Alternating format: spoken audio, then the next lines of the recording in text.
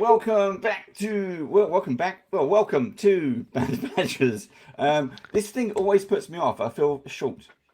I don't know why, but I'm as high as I can in the chair. If I sit too high, I'm off the screen. But anyway, welcome. Enough of that daft ramble. Welcome to Panda Badgers. I am Dave, as always. Down there is Steve. Over there is Ian, and beside me is Richard August from Steamforge Games. How are you doing, Richard?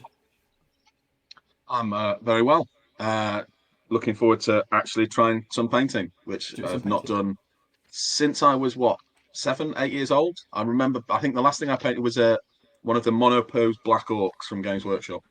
Wow, very nice. Yes. Okay, we're on a roll. We're on a roll. That's fine. At least you've had some experience. I might win this one. I might win. I won't come last. This is how it works. I had you down as somebody who had painted quite a lot of minis, because obviously being, as it says up there, the lead RPG designer for Steamforge Games, I figured you'd be full dungeon master, nerding out, painting and providing everything. The reason I went so hard in RPGs when I discovered Dungeons and Dragons was because you didn't need miniatures, and I was like, you mean I don't have to paint anymore? And the science teacher, Mr. Cowan, who introduced me, said, no, you can do it all in your head if you want. And I was like, take my money. Absolutely fantastic, and that's probably the right way to do it. So a recap on what's going on. It is, where are we? It is a Saturday night in December. We have nothing else better to do other than to paint some minis, watch some paint dry. I've still got my hat, look, from the Christmas party a few days ago, and I've got a fresh glass of wine. I'm ready to go. As long as I don't put paint in that, I'm good.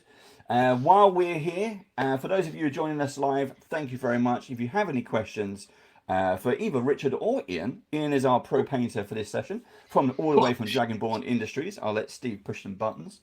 Whoa! Well, I'm typing. I'll push the buttons and you type. There we go. Look. Boom. There it goes. I was putting the links in chat. Nice. Thank you very much. Up on screen. And of course, if you didn't know, Steamforge Games can be found. Can be found. Can be found. Anybody who doesn't like their product.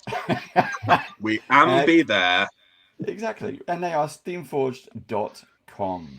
So go and check them all the stuff. All the stuff you see here today is available right now because these are out. We are painting. What's that you say? A sale?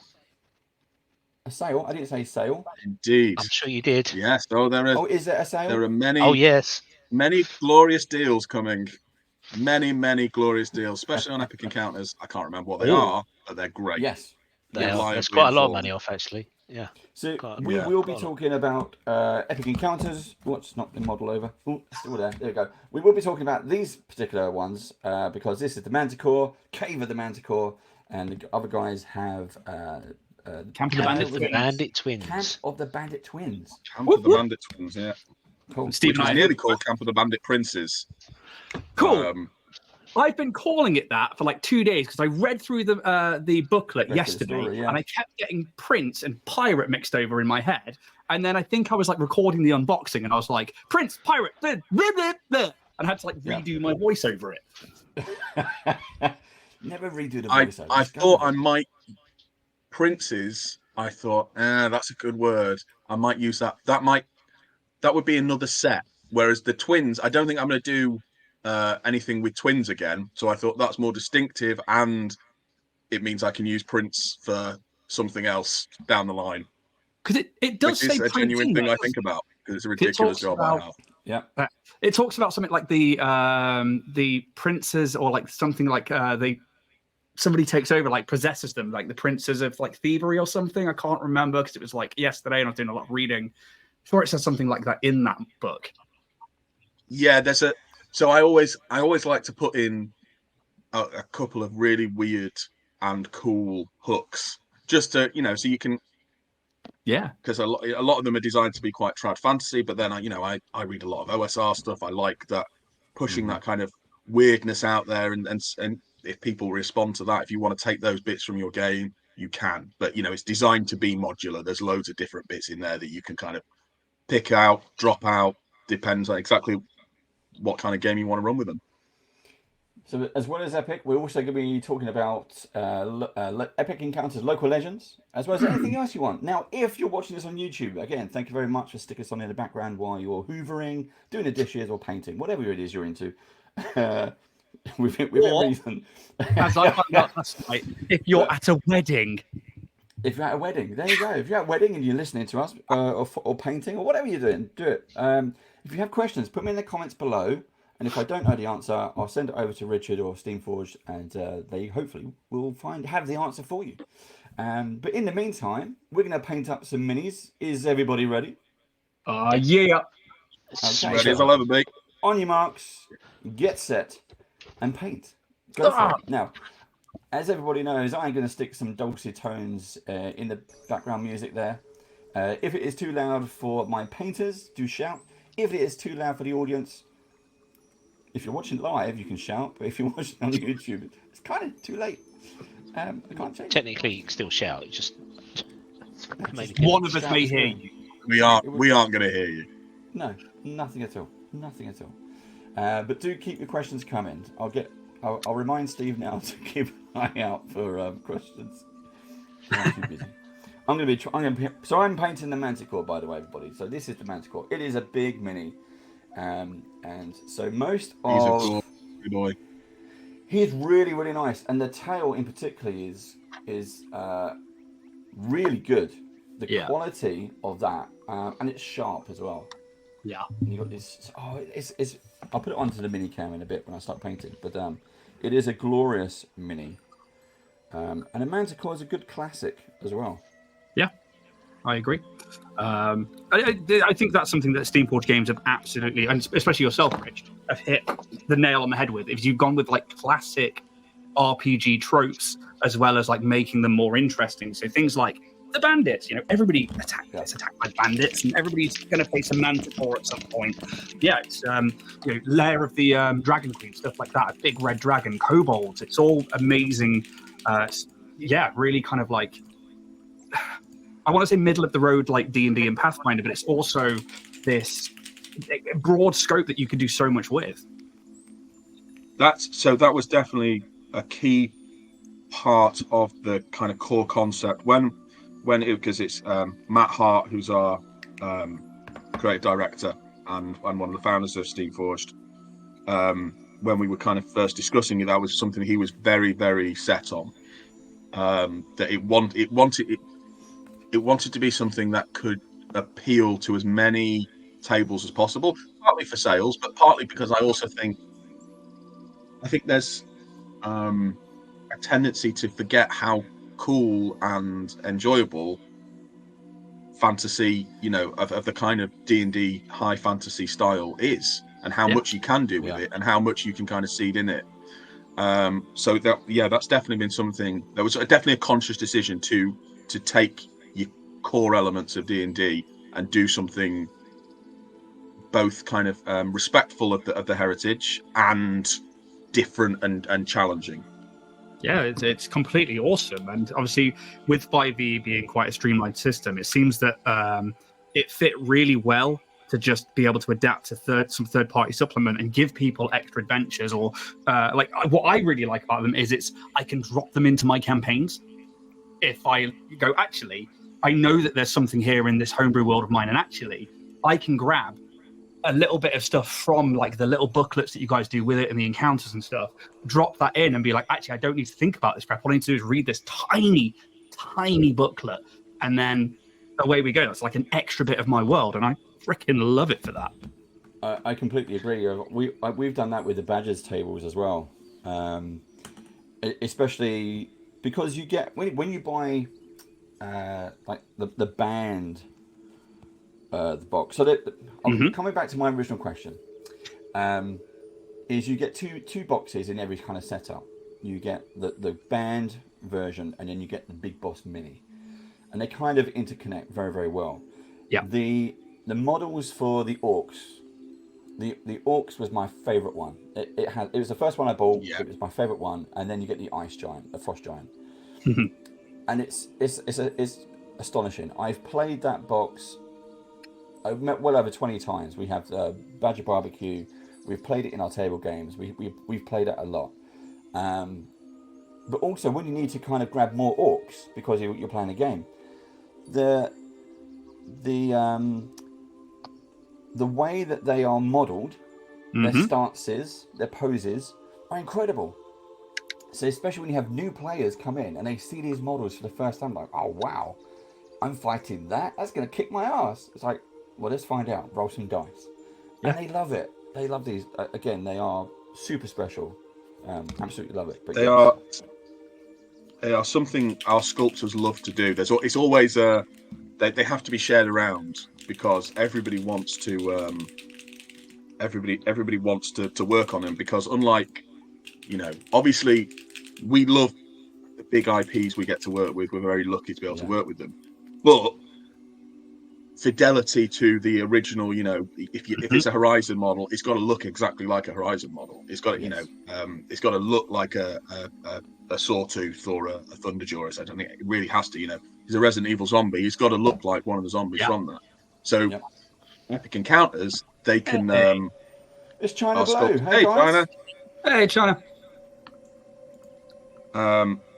The sculptors can really go pretty hog wild. And while it provides this really kind of healthy, creative frisson, because sometimes I'll have an idea for something like, I knew I wanted in that orc set, for instance, there was definitely going to be a tank of grog that you could drink from, and I wanted the grog that the grog masters. I wanted them, but then the orc chef, the orc cook, because I kind of knew there was going to be them, but what he ended up looking like then got kind of factored back into the adventure.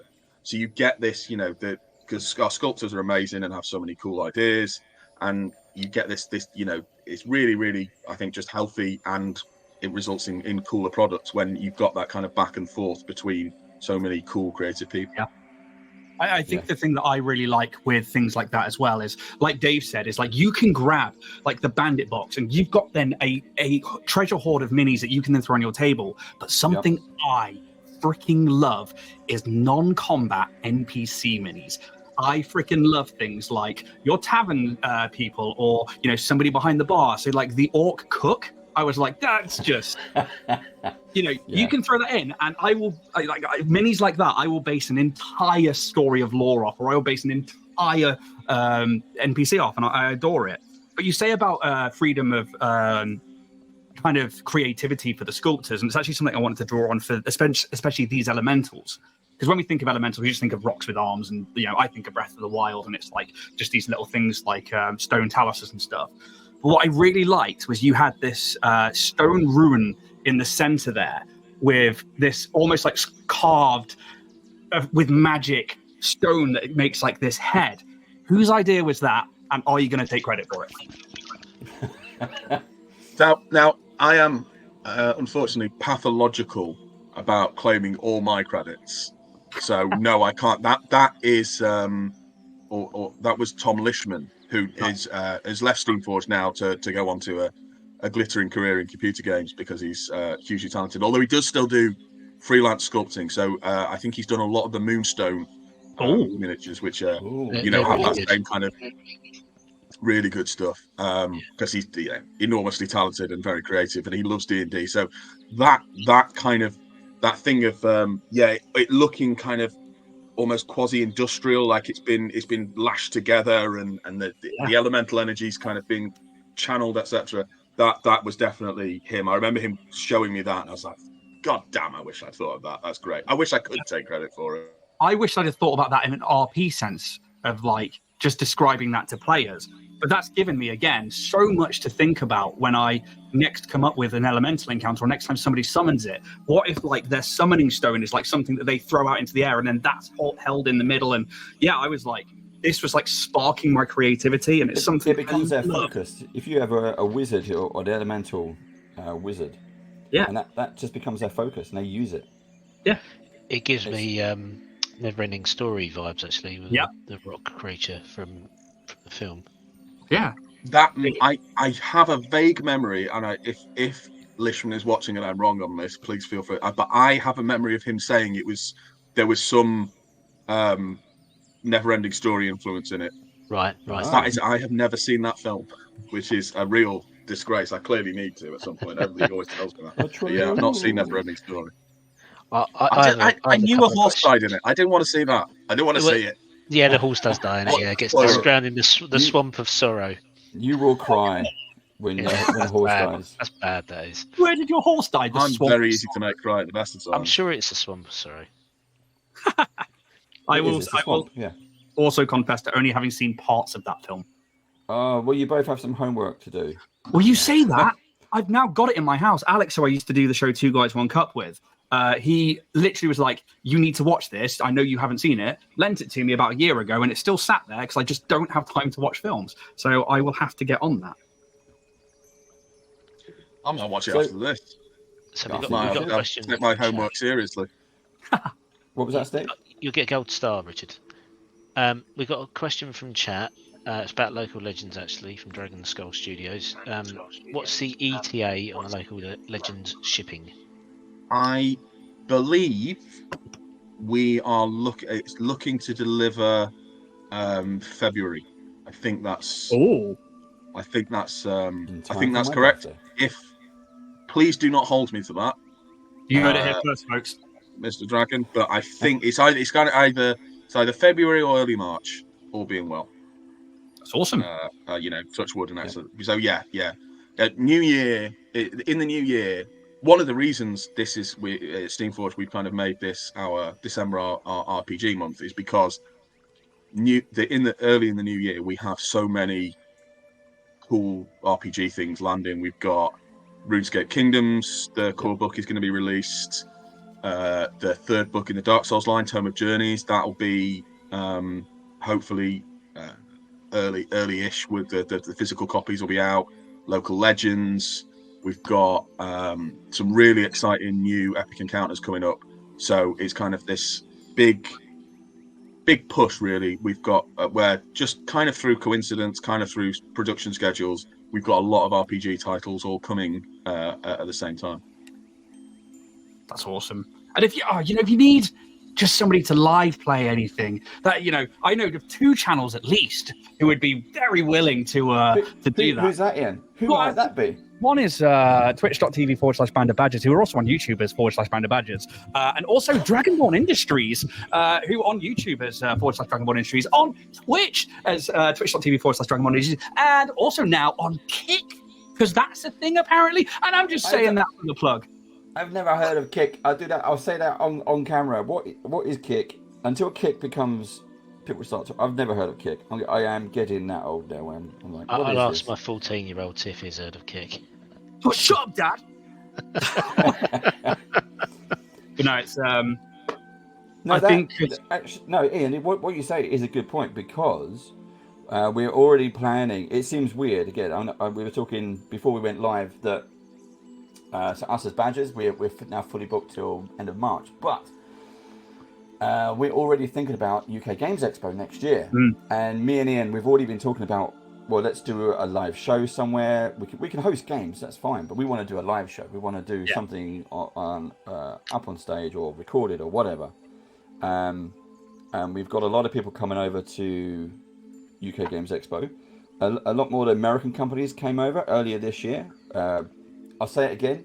Me and Steve got to play with Luke Gygax. We're hanging out with him, having dinner, having drinks for about 5 hours past midnight, playing D&D. It was awesome. Pretty cool. That's pretty cool. Luke's a great guy. Yeah. So like, I didn't know what to expect, but in person, he was such a lovely guy, so normal, down to earth, and we were just playing his playing his new game, and it was great. It was just, but we couldn't get over it. We were like, we were a bit starstruck. Like, look, that's Luke Gygax. He created Bullywugs. Yes. Which is, I mean, who doesn't love a Bullywug? Also, he looks like he could physically rip you apart with one hand tied behind his back. That man is built. Yes, we all said that, and he was like, "But why do English people keep saying I'm well built?" I said, "Well, that's a compliment. It just means you're quite and you've got broad shoulders. You're quite big." Yeah. But yeah, Have you had? I mean, without wanting to derail, have you had a hug from him? Because it's bone crushing. No. And I've got padding. There's a layer of fat protecting my bones. Good God, yeah, you could definitely crush a rib if he's not careful. See, I was starstruck meeting you the other week, Rich, because like obviously down at Dragon Meet, it was like, oh cool, I knew I wanted to find you because obviously like on socials every now and again we kind of like see each other's posts and things like that. Or last year I won a box of the Epic Encounter stuff, which was really awesome. So I was like, I found you. Yeah, I won the Dragon Turtle thing on the opening gift things. Oh, Bessie. Her name's the canon name is Bessie. That's Ginny Loveday, who's our editor, who edited that, christened her Bessie, and I've promised to promulgate that name as often as I can. So yeah, I won Bessie last year, and I was. So I was like, I've got to go find Rich because he said he's going to be there, and I was like, so I went off to try and find you. And for me, I was like, that's enough, I'm done. So, China Blues in I'm chat. an idiot. Yes. She's saying Sherwin is going to be sad. He missed the stream. Yes, we were talking about Sherwin before we went on air. Because big thank you for Resident Evil because I fucking grew up playing Resident Evil, and number one was my first game. Is the reason I'm wearing it tonight is because I wanted to honor Steamforged Games' Resident Evil, which I've literally been painting up. I'm like literally priming Yawn up so I can do that tomorrow. I've got like the 4 core characters done. I'm like about to move on to Brad because he's one of my favorite characters. I'm starting doing Alpha Team and stuff. Brad. So you saying Brad, you've never seen, Never Ending Story all the way through? So I've never played Resident Evil. Seriously? No, yeah. Not even the remaster. I used to go around Pete's house just so I could play his PlayStation. He wasn't even in. I just used to go around and play PlayStation because he had it. Because he had PS1, didn't he? Yeah, he wasn't even home. His mum and dad. Well, his mum just let me in, and I was like, "Yeah, I'm playing PlayStation." It was great. You're right, Mrs. Pete. Can I play on Pete's PlayStation, please? Yeah, he was the only one who had one. But no, PlayStation 1. Resident Evil 1 was like one of my first ever games. I played it when I shouldn't have played it. I used to sneak downstairs at like 2 a.m, turn the TV on and the sound all the way down and shit myself. So when they announced they were doing Resident Evil 1 finally, it was just like, Spencer Mansion! And having a lot of fun painting those. Barry Burton. It's the voices and the cuts. That was epic. I mean, the original live action intro. Yeah. Barry Burton. Oh yeah, phenomenal. So good. Yeah. Like things just like, wait, but Chris is. No, Jill, don't open that door. But Chris is. Yeah. Barry. Be careful. You were nearly a Jill sandwich. Watch out. But they were, I think all the voice actors weren't told the context of their lines, were they? And they were just basically put in a thing and like said, do that. So like Rebecca's are all so sweet and innocent. It's which makes it even harder. I mean, the remakes are amazing. Such good games. And Steve, if you've got a PS5 or an Xbox, any of the remakes they're such good games, and you do get the flavour. But the lack of weird voice acting and stilted, clearly rush translated dialogue, you do lose something. Definitely worth looking it up on YouTube. Yeah. It's like you played a buggy game, and that's half the fun. Yeah. It's like when they fixed Cyberpunk, there's some elements of it was the mission we have to chase after the cabs, and there's one where for me it got stuck like just in midair, and then after I played the second game and they'd fixed all the bugs, and I just had to chase it around Night City. It wasn't the same. There's something about buggy games and playing them when they're really bad. They are so much fun. When you get the insane glitches where you, I don't know, teleport halfway across the world, or you get, I love them. So I'm going to bring it back to Epic Encounters. Because I had a question before the stream, but I wasn't allowed to ask it, Dave. So far... Save it for the stream, man. Save it for the stream. What has been your favourite creation, monster, box, whatever it is, of being the lead RPG writer for Epic Encounters? That is a very difficult question because you kind of love all of your babies, and I definitely consider everything I've written to essentially be some kind of baby. As Steve Bear once said, I think pick your favourite child. I think I still remember Holly Wolford, who's one of our sculptors, is amazingly talented. She can do everything, you know. Sometimes she'll sort the maps out for us, brilliant. And seeing the Hydra she did the first time, because the dragon was fantastic, the frost giant is amazing, and I love the little details on it. But I'd kind of seen them quite clearly in my head, and what the miniature came out was kind of a fulfillment of that. If you see what I mean. Yeah. Not that they are not brilliant, but I kind of didn't have any idea of how we were going to be able to do the Hydra, and it was so good and looked so much kind of better than I'd imagined, and that was kind of the first big kind of so that has a lot of fond memories. And then I suppose there is a new monster that I can't talk about except to say it is. If you were to think of a classic, China Blue's gone now. You can say it's fine. She's always watching. She's always watching. He's always watching. If I were to say, it is a half arachnid thing. Yeah. And that there is a certain kind of elf that is associated with it. You talking about a spider driver? The Sprider. I can say nothing on that front, but it's Spiders, yeah, Sprelvan Spiders, and that is one of the most brilliantly horrific things I've ever seen, and it really is. It's really, we dialed up the body horror, and it's just, I think it's really gonna blow people's minds. I think when they see it, it's stunning. So my follow-up question to Ian's was going to be, talking about what you've done in the past and which one, you have the fondest memories of. But if they would just turn around to you and say, right, the leash is off, this is the experimental third album, go away and do whatever you want, what would be the thing you choose?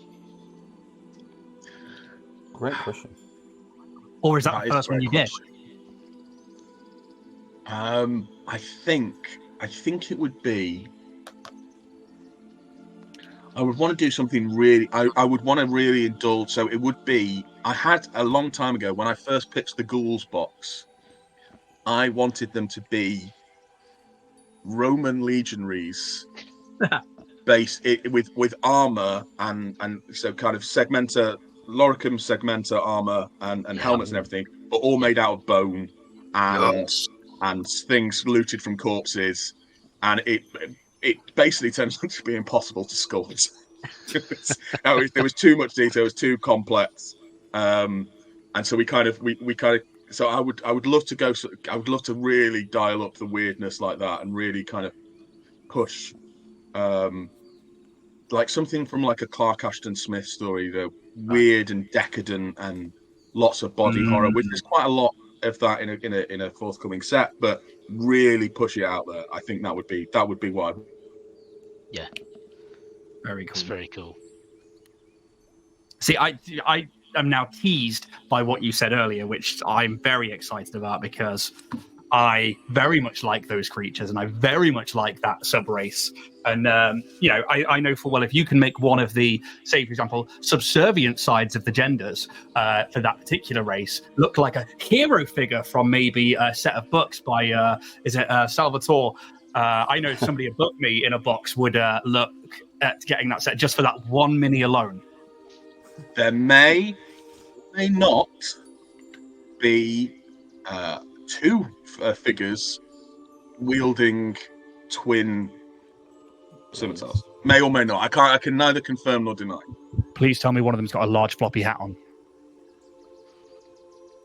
No, I could. Unfortunately, while he is probably, I think, yeah, he's badass. I love Joel Axel, but yeah, we couldn't quite get the No. we couldn't quite. Not that I'm confirming that this is what the next Epic Encounter set post Knowles is at all. But if it were to be, then we couldn't unfortunately do a Joel Axel. Oh man, cool. Whereas Dave is a Drist fan, I'm a Joel Axel fan. I fucking love that guy.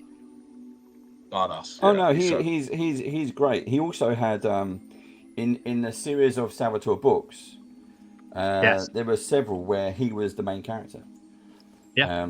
And he takes on this is like the gaps where the companions of the hall were dying off, and he goes above ground to do his own Dritz thing with what was the dwarf's name? Amber? No, not Ambergris. Yeah, Braunhelm. But he was amazing. So yeah, I liked it when he turned up in Dragon Heist. That was cool. Yeah, and that's why he's my favorite. It's because of that module work and the fact that like little bits of him have made it to like Icewind Dale module book, or have made it to so many different things, and it's just these little tiny nods, and I really like that particular character a lot, to the point where I'm like, he's not even a bad guy to me. He's a lovable scamp. He's not a bad guy anymore. No, he's a hero. He is. What was the human barbarian? The barbarian was Wolfgar. Artemis. Yeah. Artemis Artari. Artemis. Yeah, that's it. Artemis and Treri, man. Oh yeah, Entreri. Yeah.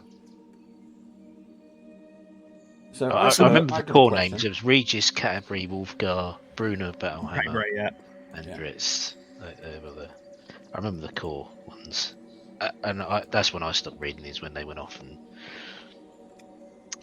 Right, so my question is: we had so when we had Richard on before, we did a Q&A, and I think we mentioned that some of the minis that you had was the Epic Encounters. This was the Snake God, Temple of the Snake God. Yeah, that's a great. Yes. It was the Indiana Jones references, and you had three kind of bits in there because, again, as you say, collaboration backwards and forwards with the artists, the sculptors, the modelers. Have you been able to do anything like that in the other sets since then? That, you know what? I don't think we have. I don't think there are any. So there are things in. So for instance, on the Spider Tyrant, there's the little popped kind of cyst on its side with the little baby spiders coming out, which nasty. Tom Lishman did that because he knows I hate like weird little holes. It makes me very uncomfortable. That was. Whoa! Let's not skip over that clipping that we need to do. That is right there. That's the YouTube clip. Just 5 seconds of Rich August from Steamforge Games saying that. Hang on, give me a sec. I'll do it clean for you. I don't like weird little holes. They make me deeply uncomfortable. I'll clip that later. Yeah, there's a couple. Yeah, so there's things like that where, you know, they're things I either think are cool or they're sorts of things, but there aren't, unfortunately, any. I now think Russ is going to have to put in a John Wick reference for me somewhere. Ooh. Nice. Because after or Hellboy, those are my big three. Ooh. Indiana Jones, Hellboy, John Wick. Those are my big franchises. So, in terms of Epic Encounters and obviously IP and stuff like that, Are there certain monsters that you've not been able to do? Things like beholders, because they are completely owned by Wizards of the Coast and stuff. And like obviously being 5e compatible, stuff like elementals and stuff and elves and sub races are great. But are there monsters that you've not been allowed to do? So the OGL obviously specifies what you're not able to use. So a beholder would be cool because I would love to do a gigantic beholder.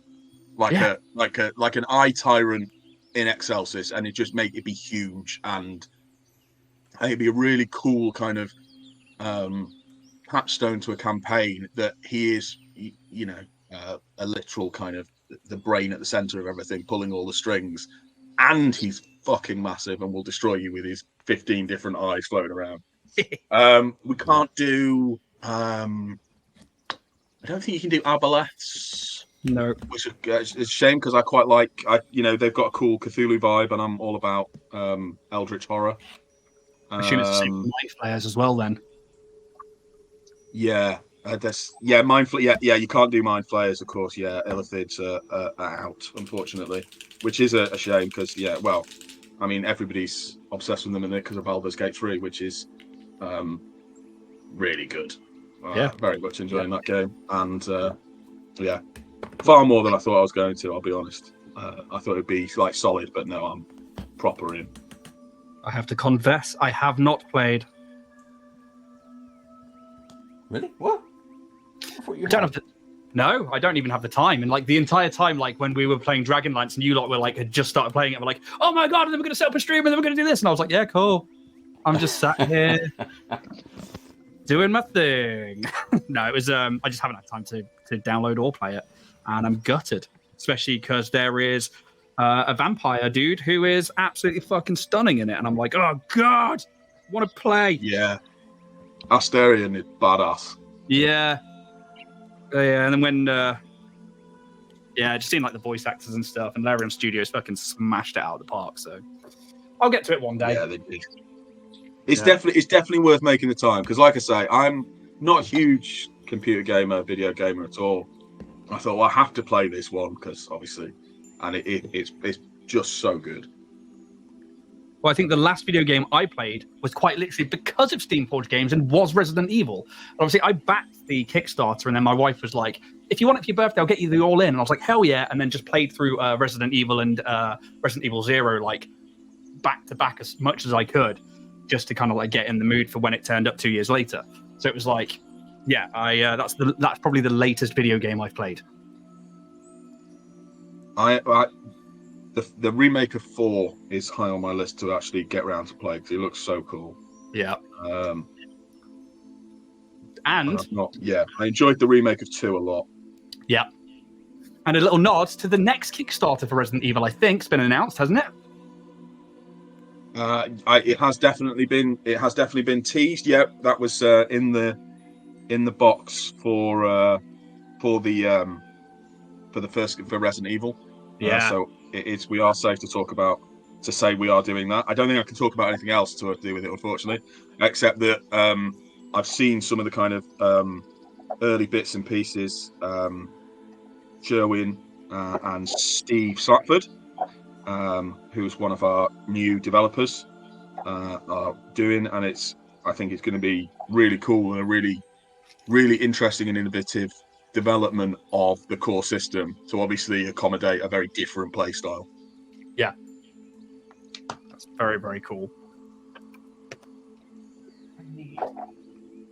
So we're 40 minutes in, so let's go quickly around the table and let's see what people are up to, the progress so far. So let's do Ian. Oh shit! Hello. 1 second. Let me enlarge you. Enhance. Hello. There you go. So my nails are chipped to shit. I need to redo those. I'm currently going through the process of layering up and mixing some different greys, browns, and whites into dry brushing the heavier bits of stone, and then I'm going to hit this with an airbrush for my shading. Nice. But I need to go in and get the skulls that are on the base there. I was going to say, I did see you sort of start prepping the spray before stream. Yeah. Nice. So I tend to go in with quite a slap chop effect for things like elementals that have this like natural scratches and stone-like work to them. And then if you use an airbrush to go into the armpits with a black and a brown and sometimes a green, you can really change the tones of those. Nice. So that's my plan there. But also I want to get an OSL on this runic stone in the center of its face, and also this in the center of its chest is what I can only describe as the Skyrim beacon, that when you touch it goes, a new hand has touched the beacon. I thought, because it's very kind of crystal. Yes. It does look amazing. Cool. Okay. That's where I'm at. Good. Steve. Hello. You have to, there you go big. Or go home. Yeah. That's not going to focus, is it? You got to focus or go somewhere else. Focus or fuck off. Come on. Okay, you still go home, focus that's my two choices. It's like earlier, isn't it? with the hobbies. Yep. There you go. Oh, that's nice. So I'm going in with some. I've done one layer of one layer of Gravelord Grey, just to coat it, and then I've gone over with some blue. Yeah. Some Highlord blue, sorry. And now I'm just darkening that down by slapping some more Have you Gravelord Grey on down it. or used anything on that? Nope. Just straight out the bottle, straight on the mini, and I am slap chopping it like Ian says. And then I intend to go back and dry brush highlights in, and then pick out some details like OSL. Yeah, I was going to do the same thing, but obviously I'm not going to use an airbrush because I just don't have one. I want to do this in a different colour, so I'm thinking purple or something like that, and do some opposing type of rock. Opposing OSL or something. Yeah. An amethyst crystal, I'm thinking. Yeah. So, I'd say the arm I've already done with the grey and the blue, so I need some more dry brushing on, but that's what I'm going for. Cool. Lovely details, just to easily slap it on and dry brush out. So Richard, we said at the start you've not painted since you were 7. Hopefully you're still not using the same paints.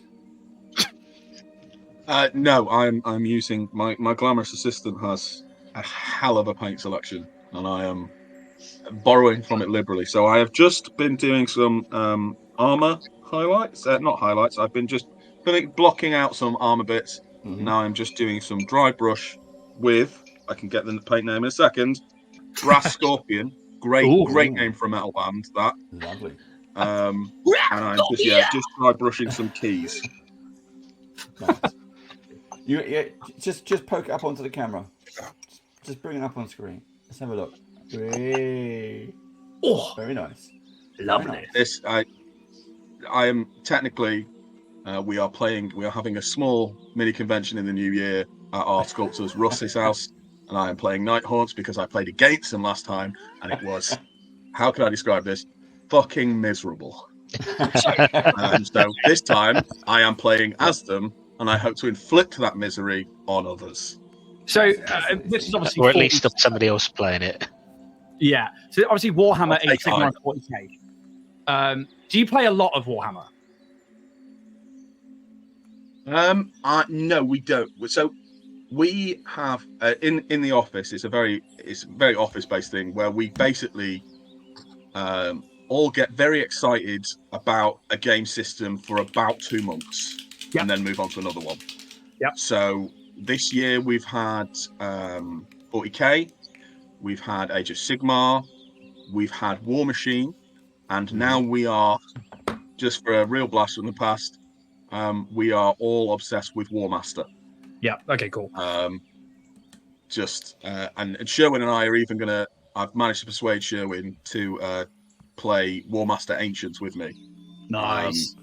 Which is That took some persuading because as it says, I don't play golf, so why am I gonna play ancient? Why am I playing historicals? So my issue with 40k is, and Warhammer in general, is like I love the minis and I love to paint them. However, because your initiative's done on your entire army, So like your army goes first, then their army goes, or whoever's got the initiative. Your first round is if you don't have the initiative, is watching half of your army get destroyed, and then you go, well, I can't fucking do anything. Whereas systems like Legion, at least it's like you activate a unit, and then the other person activates a unit, and it's a little bit more fair, because I just find playing 40k just devastatingly crushing. It's just... I don't disagree with any of that. And for instance, in our 40k day, I mean, I came up against Russ Charles's beautifully painted Gene Stealer Cults army. And, well, really, I think my response would be, and a more accurate description would simply be to change the L in Cults. And that is what that army is like. Yeah. Yeah. But I just, I much prefer this. Where I can like play D&D and we can have turn-based action economy, and so it's I'd rather bring like a box of epic encounters or a box of what was WizKids one that they did? It was the battle royale one. The board game. Yeah, is it Unleashed or something? Can't remember. It's kind of fun. That I've only played a demo, but yeah, it was good fun. Yeah, so I think that's definitely more my cup of tea, especially when it's more like interactive for every player. But I'm with you. Like I'll pick up a new system for like 2 months, and then I'm like, oh, cool, what's next? And then I'll go spend several £100s on that, and then I'll jump to the next one. And my only constant has literally been TTRPGs, where I'm like, okay, this is the seed. Everything else can sprout from there. Absolutely, yeah. These RPGs are my one true love in games, and I love board games, I love mini games, card games, but yeah, it's always role-playing games for me. Yeah. Same. That brings me on to another question then. You talked at the beginning about doing box sets, doing minis, and how they slot into your existing RPGs. In essence, that's the sort of the ethos. There's a recent number of 5e adventures that are compilations, short stories. Has Steamforged ever considered, doing epic encounters compendium, so without the minis, just the encounters? You know what? I don't think we have. Not seriously. And it's a very good question, because I mean, there's enough material there by now. And we do have some longer form stuff, kind of taking the epic encounters approach to adventure design, encounter design, and bringing it out into a longer form adventure. But it would be, there's a lot of stuff in there. That's a really cool idea. I mean, I'll bring that up. But we've got some meetings next week. I think it's definitely worth considering. Yeah, because I imagine there's a lot of stuff that doesn't make it past the initial, presentation, and there's probably a lot of stuff that doesn't make it past that we can't sculpt a mini for that. So taking those stories and putting them in a compendium and issuing them without the minis, that would be great, because the epic encounter content is really good. The idea, the concept is good. Yeah. I mean there are there's a fair fewer than there were, but because for Free RPG Day a couple of years back, we'd forgotten about it, and we had one an epic encounter which we were able to put out and unwritten. But I've got several of them that have basically been fully written and aren't we couldn't release for one reason or another. There's some like early prototypes. There's a really cool one for a Kraken encounter and things like that, which may become something later, but at the moment they're kind of quite early versions of epic encounters. So there's lots of cool stuff in there that could be kind of tooled up into stuff. So yeah, there's lots of cool things, cool possibilities. So can I pitch you an idea? Go for it. I really want to see, and this ties back to my loving like NPC minis, really, really low level encounter, like an epic one for if you were a Joe Bloggs in a town where you work in maybe a tavern, and all of a sudden, a CR like 1/8 creature, like a giant rat, is like coming up through the sewers, and then like your 5 characters are quite literally just like, oh god, frying pan's trying to hit them. They've got 7 hit points and no abilities whatsoever, just the core mechanics of actions, dodging, stuff like that. I'd love to see that, and I'll take 5% of any commission. That's fine. It's interesting you say that.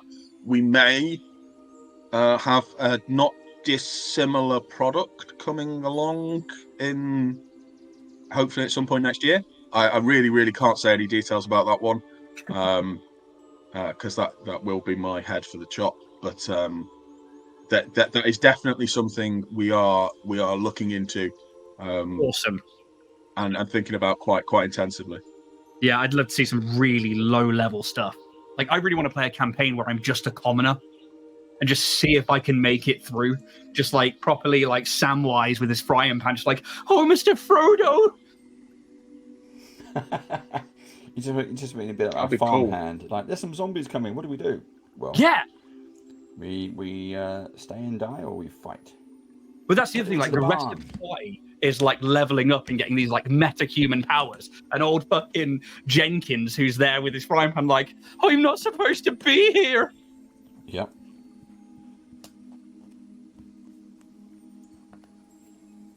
Right, so let's. I do love. Come on, Richard. I'm going to change. I was going to so say, you can get this out. Oh yeah, I love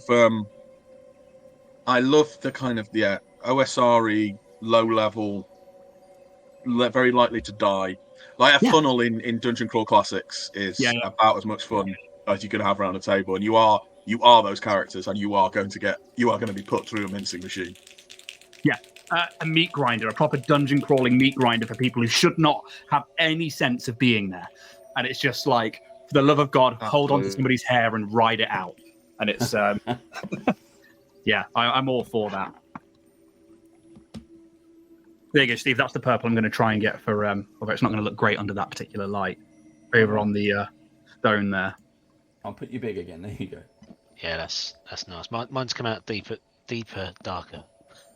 I mixed some off-brand Army Painter paint from Army Painter. I had to mix up some of these ones, which was like a magenta and a blue. Yeah. So. Cool. Good. So, Richard, want to change tack? We've got a few pictures we can put up on screen. If you want to talk us through them, we've got here. Oh, absolutely. Not me. Here we go. So, this is Camp of the Bandit Twins. Now this follows one of the through. Best covers. Exactly, we've got the same kind of fantastic artwork that we've seen in everything else. The neon pink, which is great. Which you have. So with Local Legends, it's got a different tact. The packaging is very different. Got different colours for different things. You can, if anyone wants to go check out steamforge.com, and you'll see that the Local Legends, Epic Encounters Local Legends, are now available for pre-order. So do go and check those out. Yeah, indeed. So Local Legends is part of the same ethos of Epic Encounters, that making GM's lives easier, everything you need to play and create awesome encounters and awesome role-playing game moments in a box. But because it's quite a different, I mean, it's very much focused around taverns. So we wanted there to be an understanding that this, it wasn't quite going to be the same thing. That it's kind of, it's a sub-brand, and it's something we're hoping to be able to do more of. Not obviously more taverns maybe, but kind of other iconic and frequently used fantasy role-playing game locations, temples, markets. Giving you the tools to run the coolest, most interesting, and most useful encounters in different locations. Because I think certainly with taverns, you get that thing of everybody always goes to a tavern at some point in a fantasy role playing. In D&D, you are going to be in a tavern at some point. But what are you actually doing there? What is the point of it? And how, everybody knows the feeling that you have as the GM when you go in and you set up, there's a mysterious guy at the bar. He's wearing a hood. He clearly has one eye, He's ancient wizened. He clutches a grimoire filled. You can see it from there with this runic cover, and clearly magic seeps through the pages. He beckons you towards him, and the players go, "Okay, so who else is in the bar?" There's a goblin. There's a goblin at the back, probably, and they immediately go, "Oh, right, let's go and talk to the goblin." And they spend 4 hours talking to Scrappy the goblin. He has nothing. You've not planned anything. What we wanted to do was give you a tavern with all these people in, with these characters already prepared. That even if the players go, but I want to talk to the cute one rather than the person with the obvious story hook. Well, that cute person has cool story hooks as well. Yeah. We've also got this really great kind of tried and tested method of running tavern encounters, of what you need, what the kind of different tools are, and how you can use them. Which, Matt's been gaming since like the early 80s. I've been around a long time. We kind of sat down and thrashed out what do you need in a tavern encounter? What makes these work? How do you make them fun? How do you make them useful? And how do you make them part of the ongoing story? So we kind of built all that in. And then also, because, with Steamforged, we do cool miniatures. We also did a load of cool miniatures and kind of mini epic encounters, which you can buy. They're designed to kind of be, if you're not sold, maybe you're a Theatre of the Mind person mostly, and you're starting to think about using miniatures. Maybe you just want some cool kind of throwaway encounters, but you don't want it to be a full session. Well, these are the local legends, and they are kind of mini epic encounters basically, that you can drop in, and you'll get a really cool fight, really couple of cool miniatures, and it's going to set you back like 25 quid rather than having to shell out the full kind of 45, 50 for the big epic encounters. Yeah. It's very, very cool. To which end, as well, with things like epic encounters and local legends and stuff like that, it's all in good that we talk about having the terrain setting and the maps. Has Steamforged or have yourself considered doing like terrain boxes now, where you can be like, hey, why not bulk out more of your things and have like X, Y, and Z? Stop guessing our ideas. That's something we are definitely investigating. We have what I think is a really cool a way of putting into a product that's going to be really useful. It's going to provide that same kind of value, not just for money but for GMs. Yep. I don't want to talk too much about it because it's in early stages. We're kind of testing the grounds with suppliers and production costs and all that sort of stuff. But I think if we can make it work, which I'm fairly confident we can, it's going to be really, really good, and will be that kind of and we'll give you cool terrain, cool new encounters, new settings. I think it could be really, really good. But yeah, I probably already said too much there. If it all goes well, it should be badass. Because I think that's the next stage, isn't it? There's like a higher tier version of it as well. And epic encounters. I think I got in. I think the kobolds and the orcs were already out. I think the third box was then, or the third set was then coming out. And since that time, I've just been heavy into epic because I keep the kobolds and the dragon. I keep them in the car. Because I'll be somewhere and D&D will come up in conversation and someone says, oh, I really miss having a go. So, I've got a box ready to go.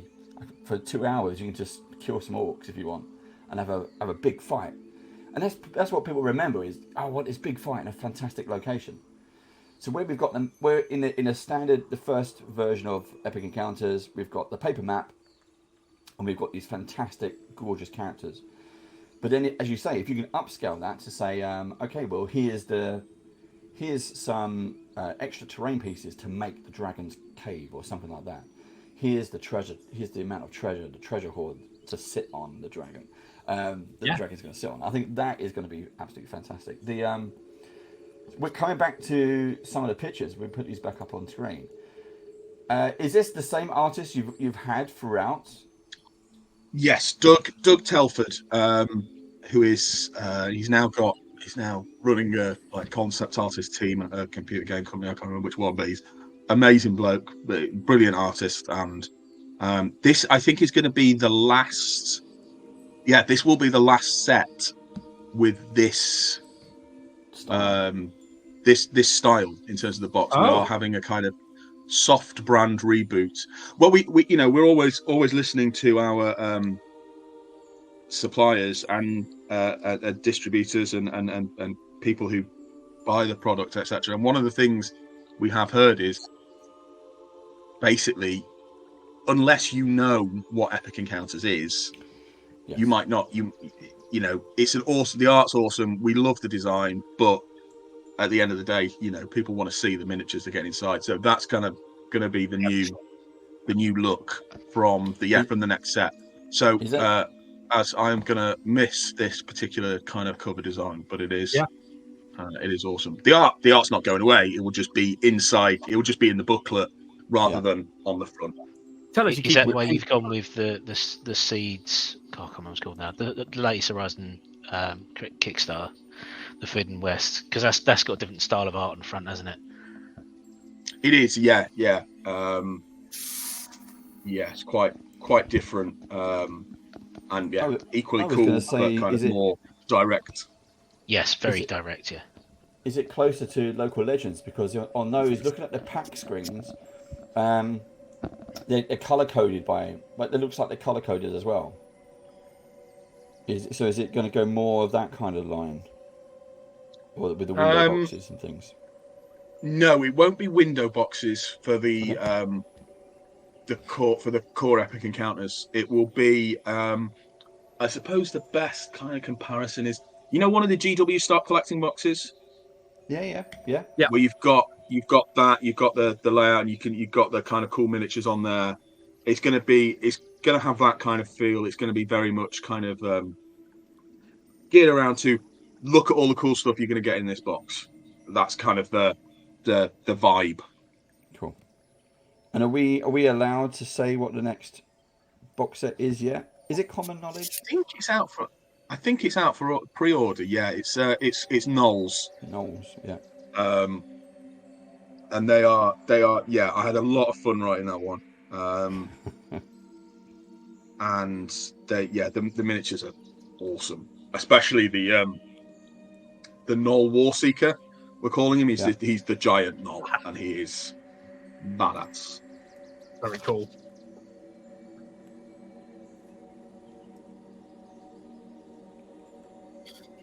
How are you guys getting on with your paintwork?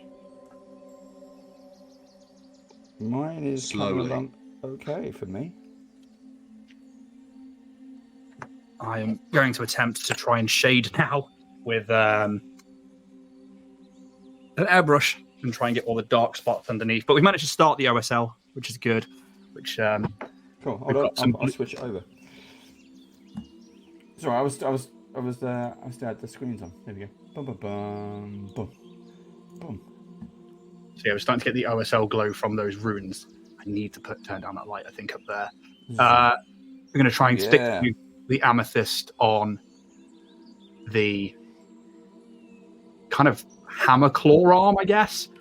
Yeah. And then we're going to try and brighten up the OSL some more. But yeah, really easy to paint these. They are lending themselves to it very, very easily.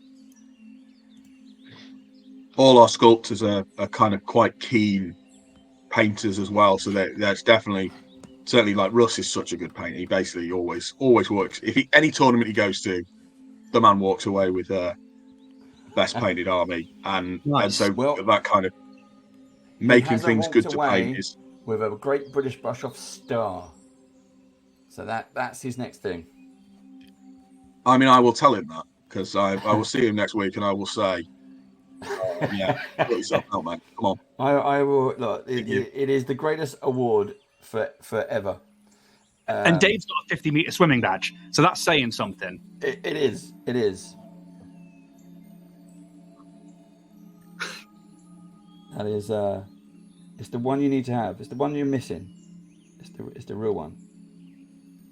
To prove, it's like as exclusive as Blue Peter. Band of Badgers. Band of Badgers. Is Blue Peter that exclusive anymore? I think you can write in and get one, can't you? Yeah, but you have to write in. You have to write in. Blue Peter, yeah, Blue Peter's still on.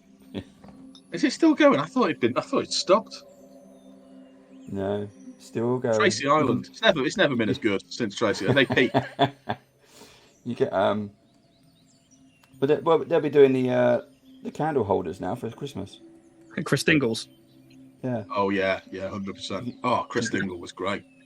You get your Blue Peter badge. You go to Lego World for free.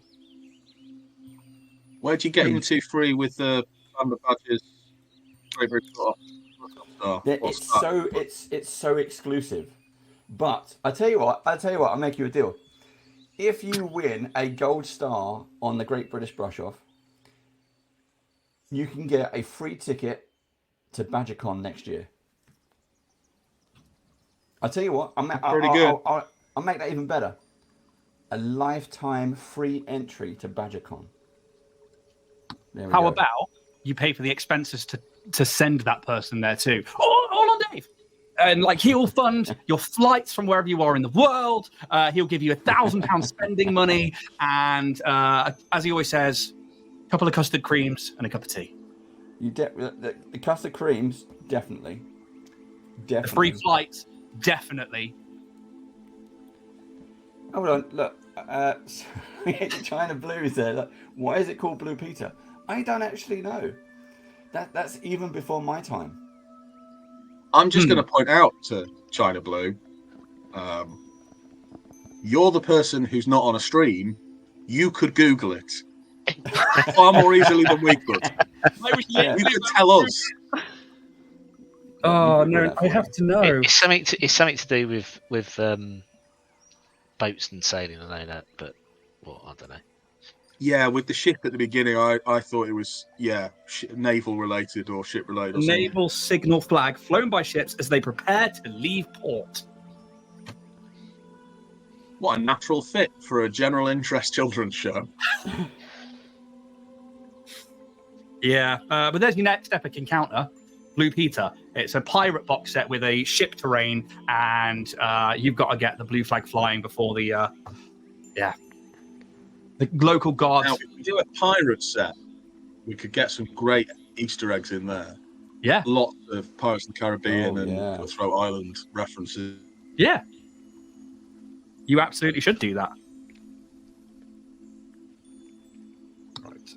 Right, so that's a good one, yeah. Right, let's go back. I had these pictures up. Right, let's go back to the pictures. So that's the box art. We talked about that. The maps. Now the maps are also awesome. I noticed on they're really, really vivid. They're lovely. They're double sided, so you get some extra kind of choices in there as well. On the maps as well, they're also a satin finish, and they don't glare on my cameras above the table. Yes, because I don't have mirrorless DSLRs. I've got webcams. So for this studio here, they're fucking perfect. Yeah. And again, this is a new style. So we've moved away from the because we still use a lot of kind of Unreal Engine stuff, but previously we're generating the maps in Unreal, and then kind of photographing them essentially from above. But we wanted to move towards a kind of more traditional painterly style, and I think this is the first box set where we've done that. Kaj is the name of the map artist for this. He did a really, really great job. It's really, really cool. And while I really liked the Unreal maps, this does give me a certain thrill to kind of have that. It's kind of like opening, a campaign, and you see the map of the area you're going to be playing on. Yeah. And there's such kind of a thrill to that. I think bringing that to the table like this is really, really cool. I agree. What I also like is that there is so much little detail in there. Mm-hmm. So the map is a set size. That's it. You have to cram your adventure into that. And it's not where I've had maps which are 12 foot long, and okay, I've got to double move, and I'll double move, and you can't get anywhere, and trees and all kinds of stuff. And this is great because it's almost like an arena map. There's so much stuff going on. There's a start position. There's a obvious kind of an end position, but you can go all around it. You can fight forwards. You can get pushed backwards. There are different advantages. Go high, go low. Different types of terrain. It's gorgeous. Rough terrain as well. It's a lovely. When we have those, when we have those on the table, people love them. And I have a table rise. I have some perspex I put on top, and when the minis are painted, again they look awesome. Yeah. There's a ton of unpainted minis, but when the minis are painted, they are totally awesome. Have you thought about? Well, I think it was mentioned fairly recently, but are you also doing digital maps with VTTs and going that route as well?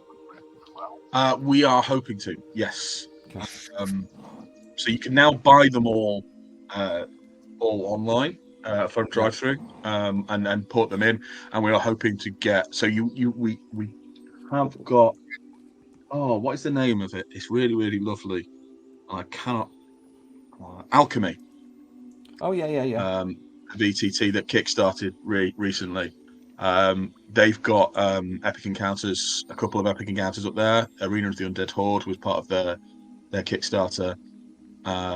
They're really great guys, do a really good job. Well, Roll20, hopefully that will be coming soon, and part of the Local Legends Kickstarter is compatibility there, so we'll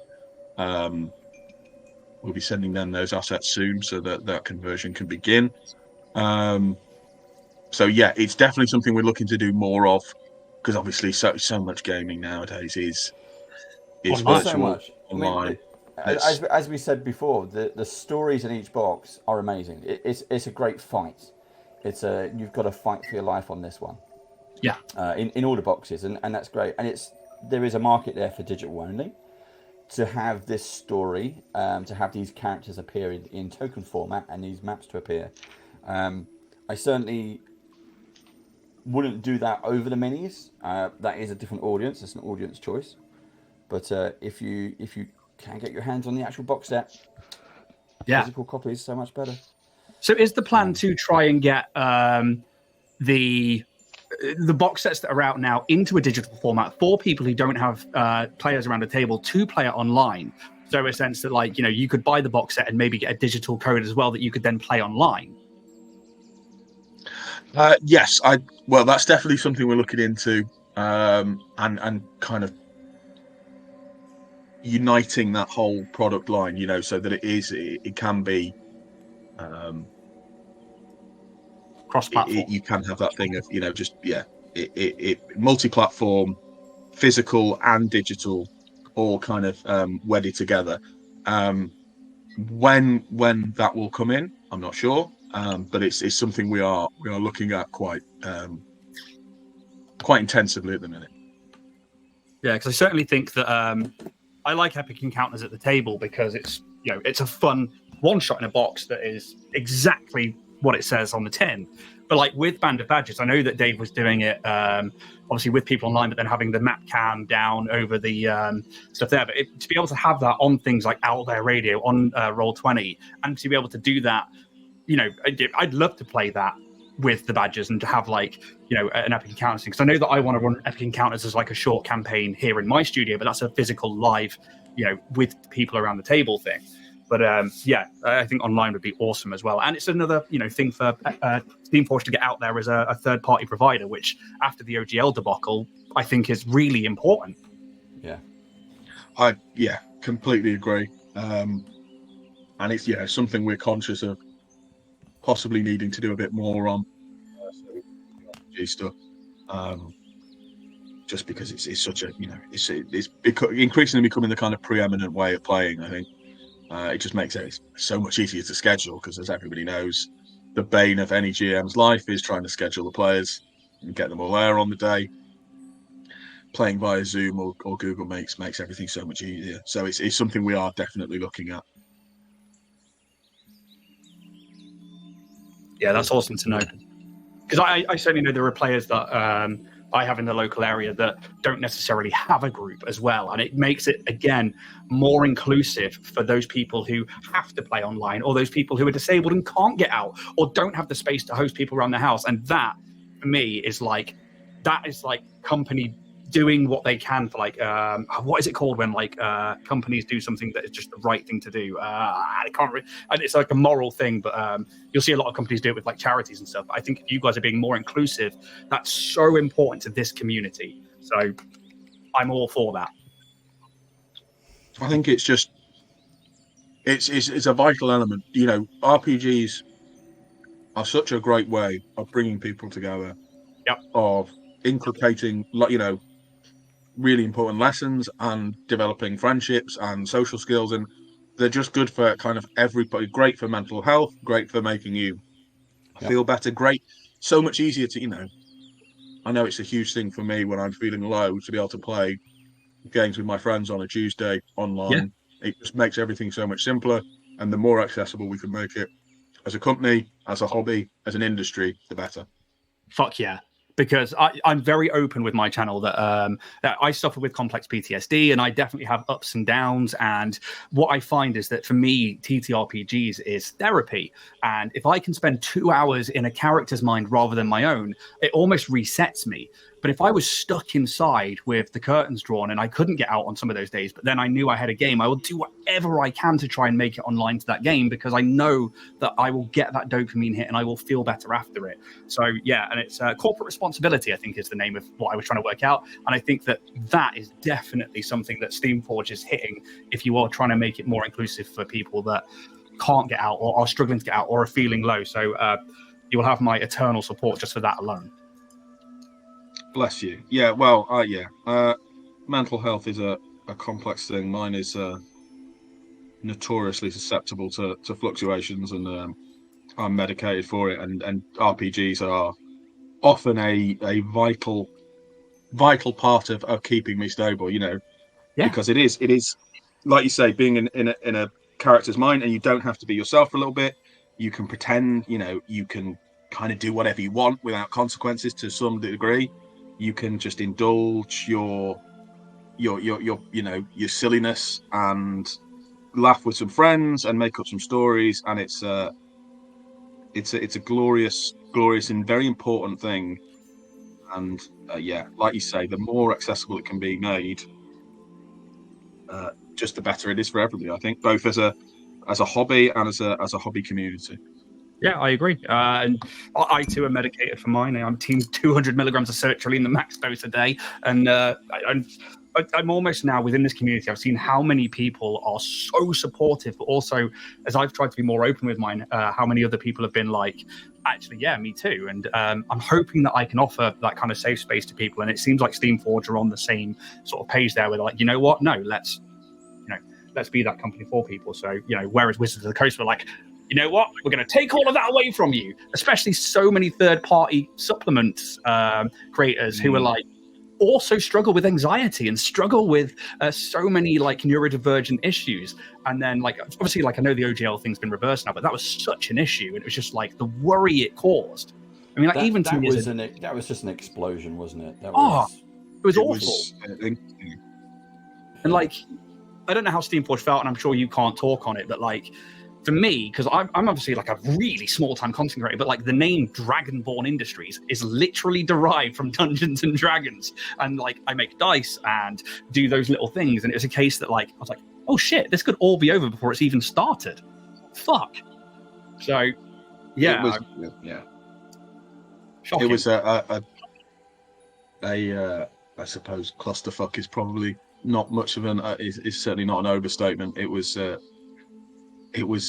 was remarkable, really. I mean, I shouldn't go over it. I did give quite a strong interview about it to, I think, Games Radar maybe, where I said it was a bad idea on every conceivable level, and I think that remains the case. It felt like that it was the corporate person, the corporate executive, someone who doesn't play these games, who doesn't enjoy the worlds that we live in and create, and it was the lawyers. Yeah, it was people who go, how do we charge more? How do we get more? How are these people being successful on our creation? We should we should somehow get money back on that. And it just felt so corporate greedy. On every level, and you think, God, don't you have enough money? And the CEO's clearly just gone. We've got how many people playing our game, and our bottom line is what? That's it, isn't it? That's just looking at it from purely numbers perspective. Purely business perspective.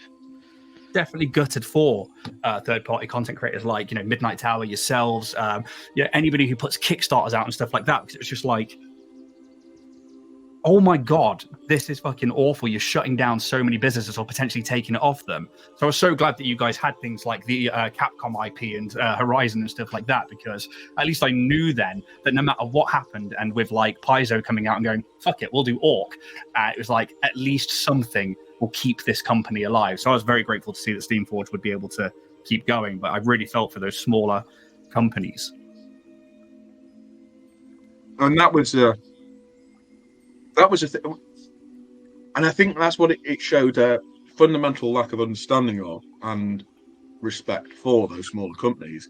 But it's those smaller companies which made D&D the preeminent game. The OGL wasn't just it. It made people produce material for Dungeons and Dragons to fulfill the needs of the buyers in a way that Wizards weren't doing. Yeah, and it made D&D what it is today. And you take that away, and actually you just you come some way to killing the game, I think. Yep. I think you certainly half your audience. Yeah. It was a remarkable miscalculation. Yeah. But I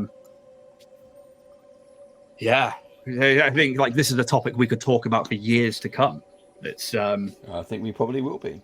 Yeah. It's like, do you remember when they shot themselves in the foot twice? There you go. Yeah. Because it was. I mean, it was. You insulted your customers. On a level that was just obscene, hurtful, and just pure greedy, and it wasn't nice. And it's going to take. I don't know how they will ever repair themselves. I mean, it's not. We don't blame. It's not Dungeons and Dragons. It's not D&D.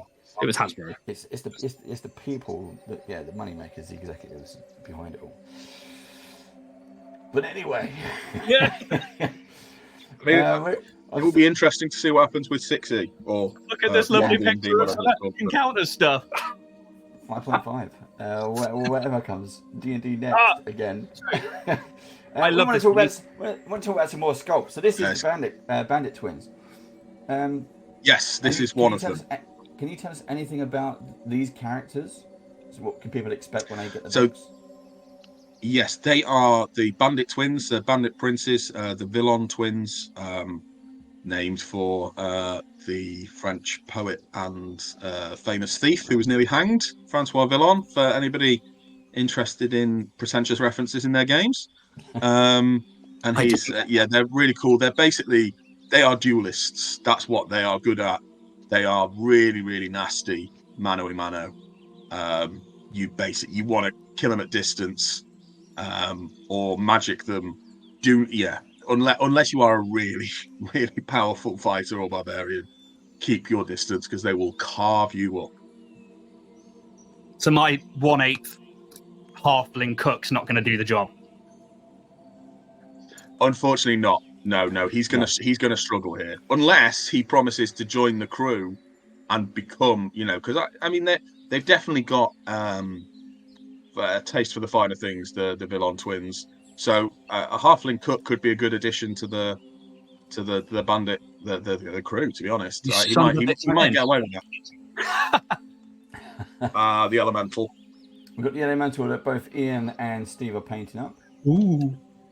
Oh, I just noticed there's a skull in the dirt or the sand there. Yeah. I'm trying to paint that. Yeah, the base toppers like that are something we're really keen on. They just add so much to a miniature, and they also make it again more interesting to paint. Also means you can put little. Where did the goats come from? Honestly, goats. We wanted to put something on goats for a while, and then I'd said to Russ, I was thinking kind of. He said, "What kind of terrain are you thinking?" I said something like a mountain pass, and so Russ was like, "That means we could do goats." I got you, Sam. Yeah. So you had me at goats. Yeah. And also, you know, there's the best bit of the third Hobbit film is definitely Billy Connolly. Yep. Riding a war goat / longhorn sheep, whichever it is, and we wanted to give a little reference to that. So that's always fun. Also, you know, we're always trying to come up with cool cavalry. And this is particularly proud of that one. One day, my now lifelong quest is to get something mounted on a giant gorilla. I tried to get the lizards.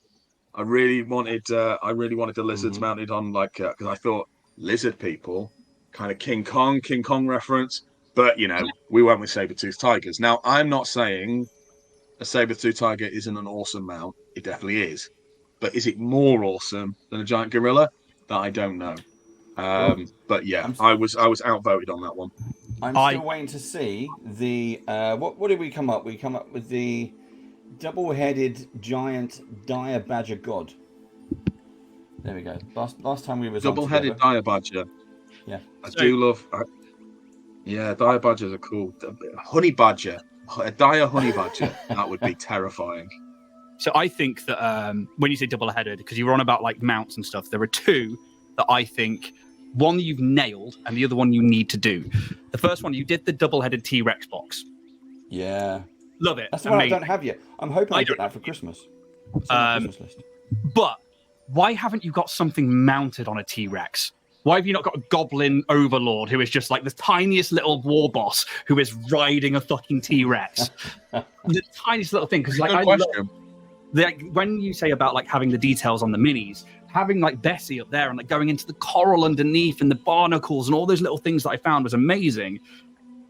Because my other favorite mount was the frogs with the goblins. Oh yeah, they were poison arrow frogs. Yeah, they're awesome. Like, oh, you can go wild. Now that one was one of mine. I was like, yeah, we need there should be tree frogs. That's what I wanted them mounted on. And they nailed it. Yeah. Because you could get lizard men on a T-Rex, you could have goblins on a T-Rex, or kobolds, anything that like thinks it's a dragon. Oh yeah, just something riding a T-Rex would be awesome. Yeah, riding a T-Rex is cool.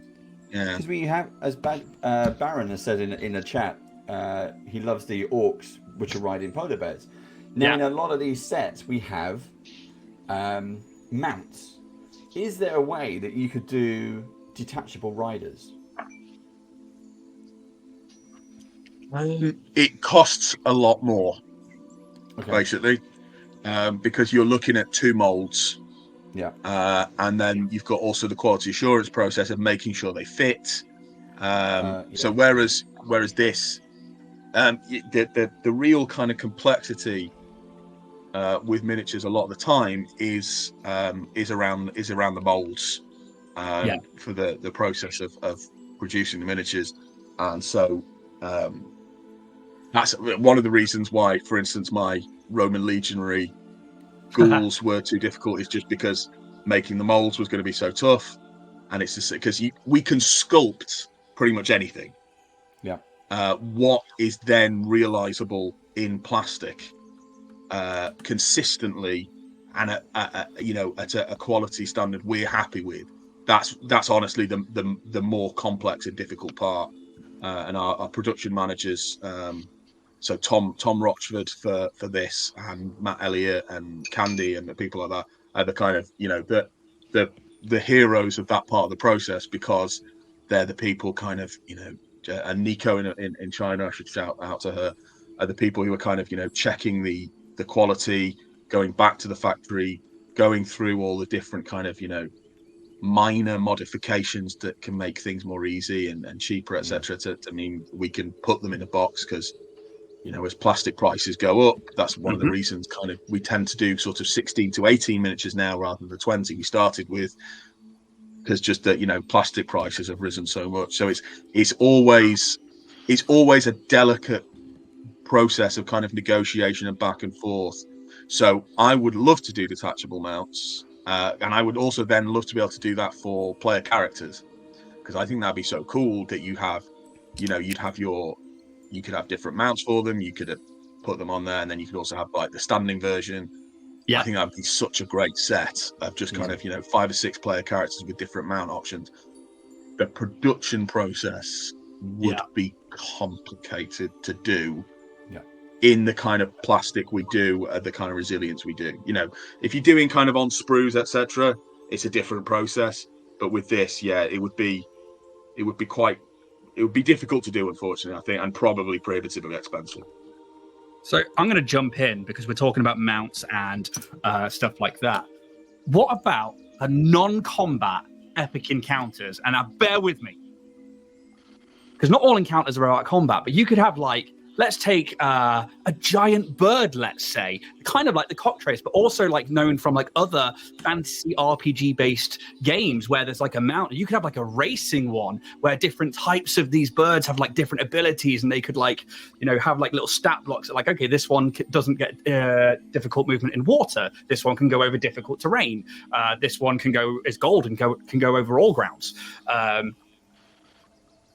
For me, I think that would be quite fun to be able to put mini games into them as well. But that's the Final Fantasy gamer inside me. I mean, who doesn't love a chocobo? I definitely do. I think that so non-combat epic encounters are something we've definitely talked about.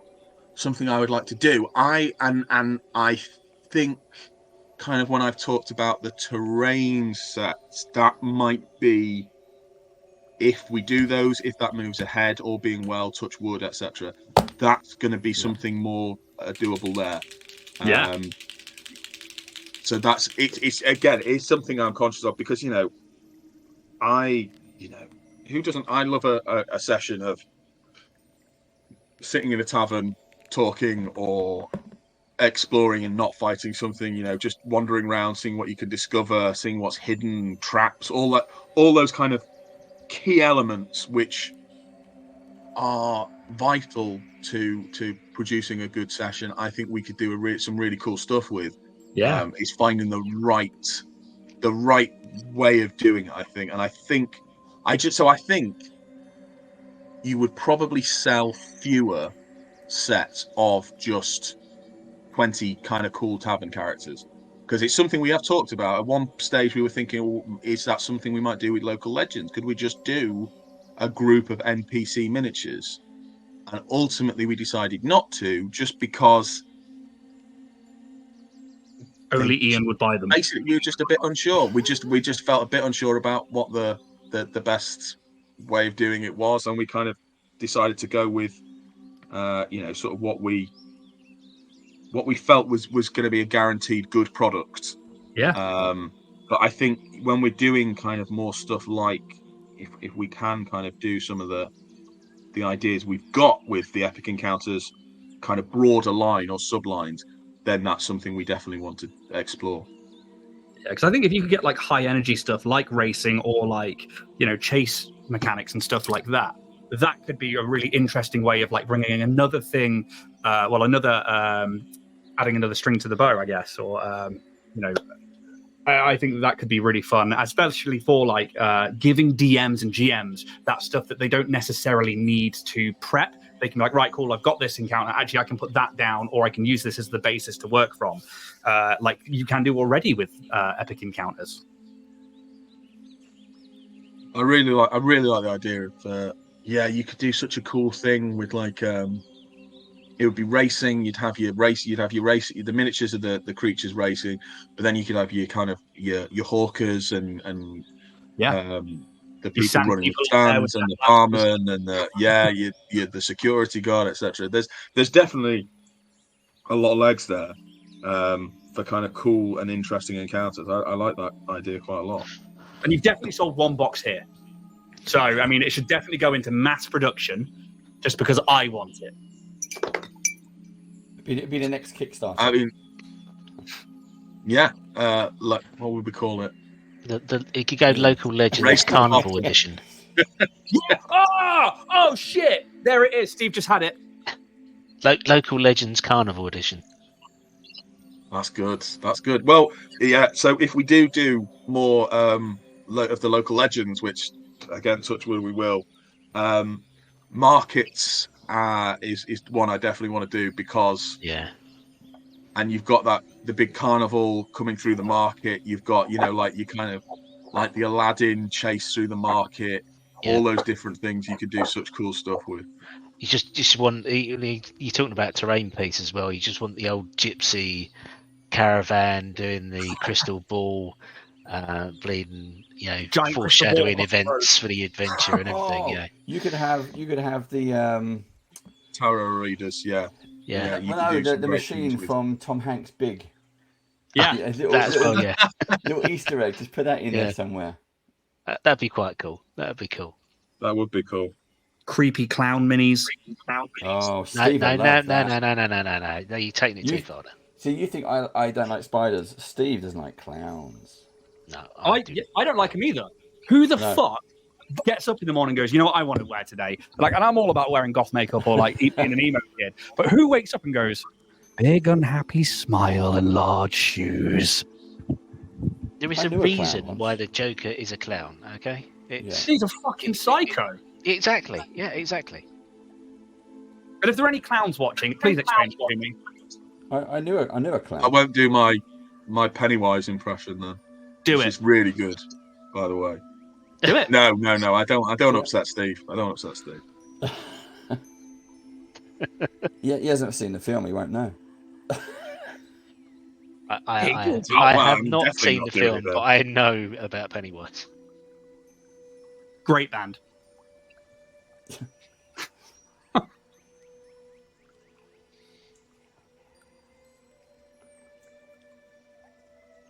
How are you guys getting on with your minis? Baron Snowhand in chat. He says Zoltan. That's it. Zoltan. I only think of Dude, Where's My Car when that happens.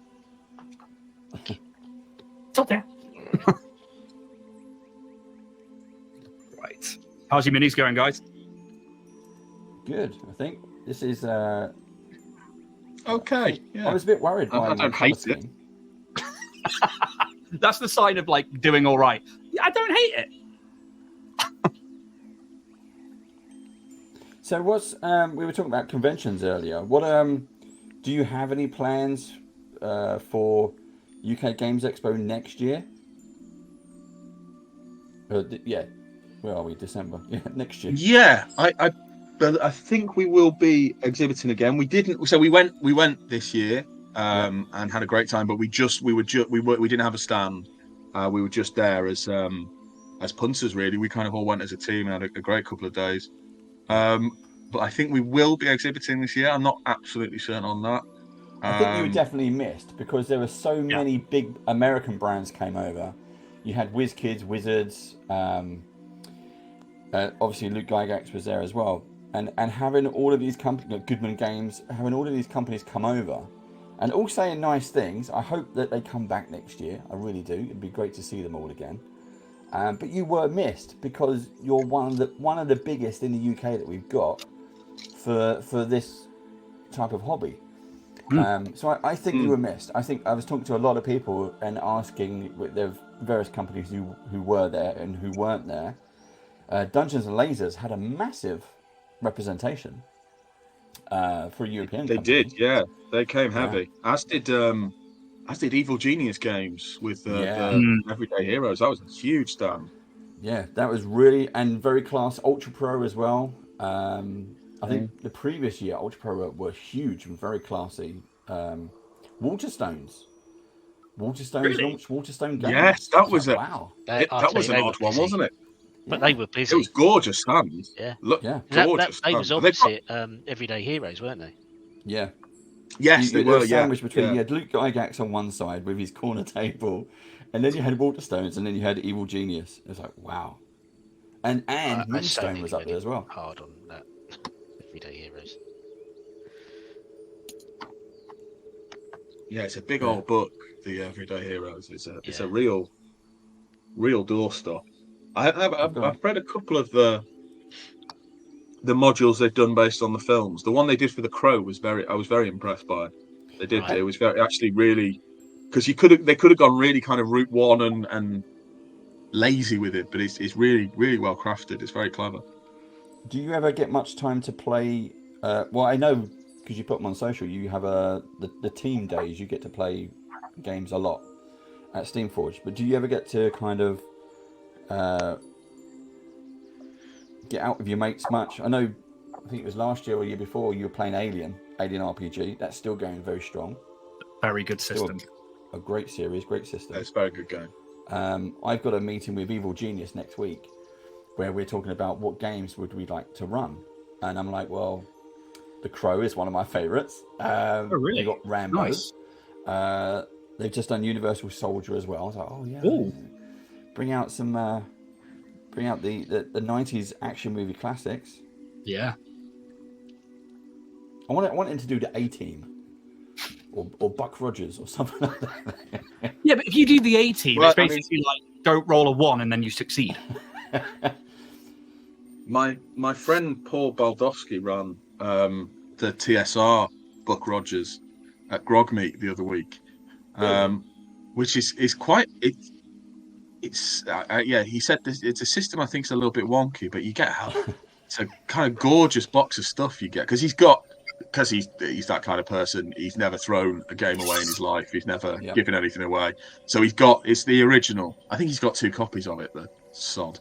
And yeah, so if you wanted to, I'm sure he'd run that for you if you wanted to, because he does. I don't know, Cthulhu Hack and a few things like that. He's a very good writer and also a very good GM. In fact, I was in a game he ran a game today at Aircon Northwest, which I was in.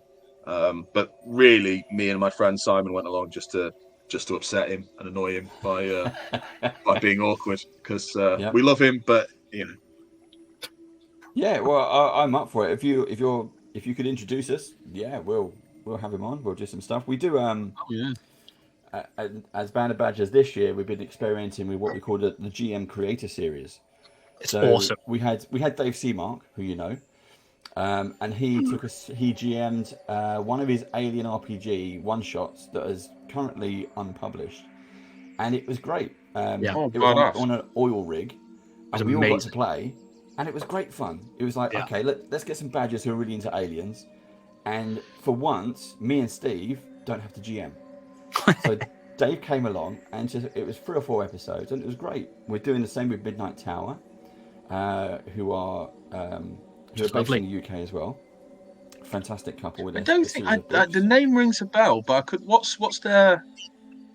They've done a D&D 5e adventures, a series of adventures. They've done them on Kickstarter, and they've done them for the past few years. And they try to do maybe 3, maybe 4 Kickstarters a year, and they've just got more and more popular. And I got into them a couple of years ago. Managed to convince Tove and Eric to come on and just talk with us. So like we used to, we just do the interviews. We still do the interviews.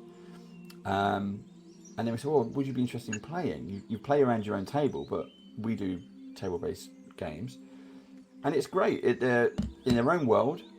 And you just get to explore their kind of shenanigans. And they're both Swedish, both from Sweden. They live in Oxford now in the UK.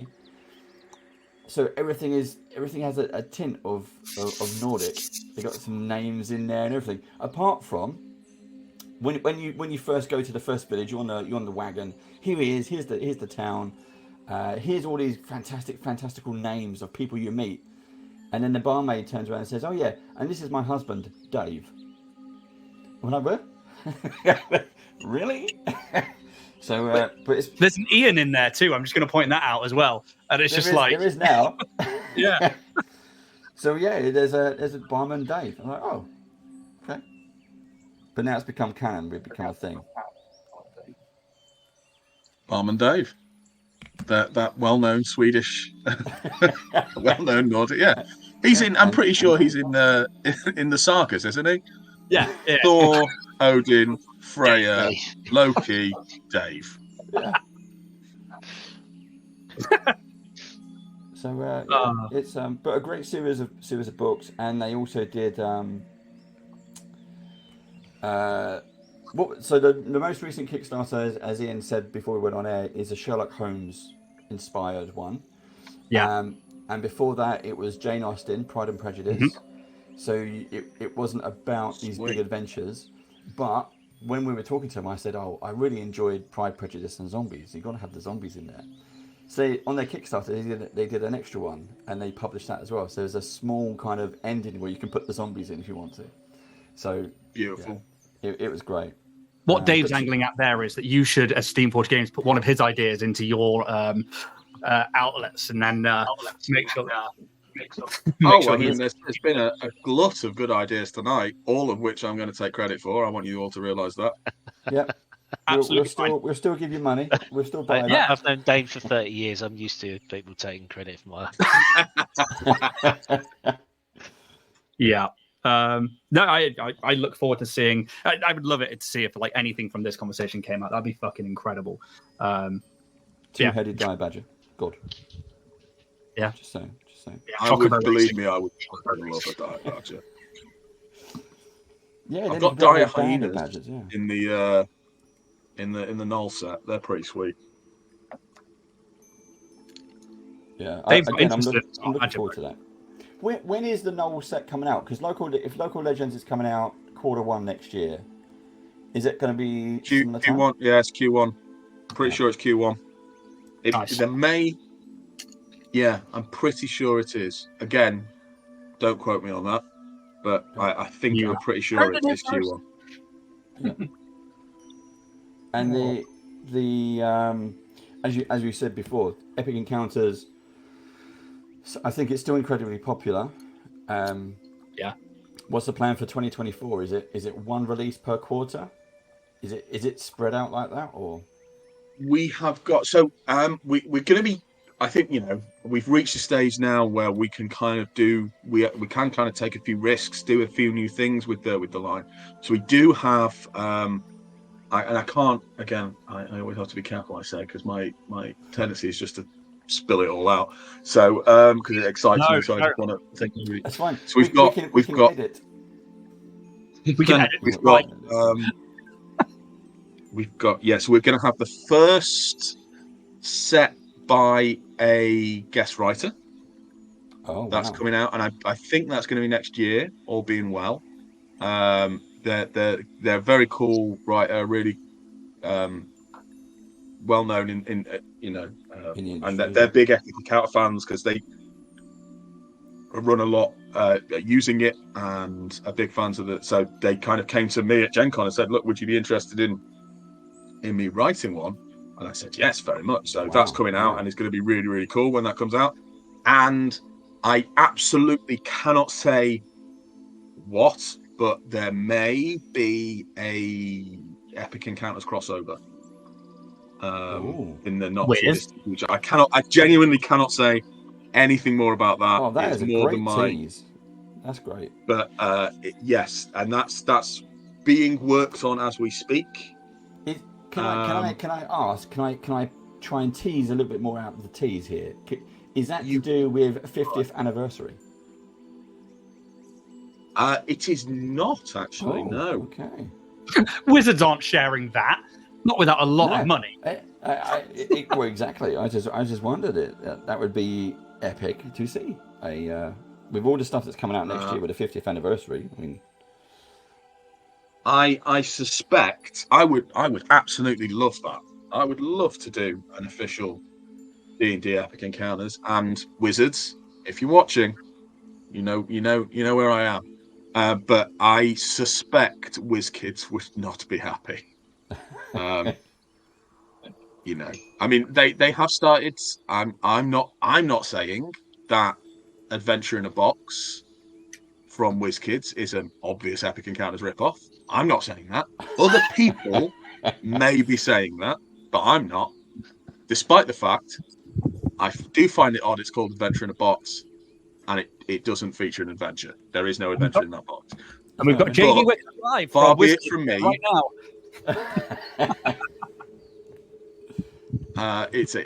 That's an interesting decision, but yeah. So I would love to. And you know, I do have a couple of friends over at Wizards who I do occasionally say, "Have you thought about pitching this to people?" And they say, "We're not allowed to talk." Mm-hmm. But it's no, they're good people, and yeah, they make some great stuff. So hopefully, who knows, one day maybe, touch wood. I really hope you do. That'd be amazing. We are painters. We are 9 minutes from the end. It's time to kind of switch things up a little bit.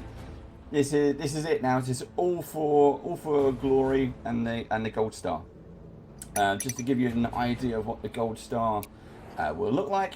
Here it is. We were talking about the blue Peter badge. Sweet Lord. Exactly. You can even. If I'd known, I'd have been putting a lot more practice.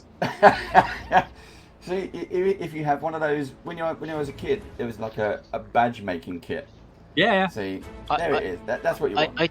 I do feel like there's going to be at the end of the session and here's one I did earlier, and your fabulous assistant, as I think you described her earlier, is actually sat next to you painting in secret.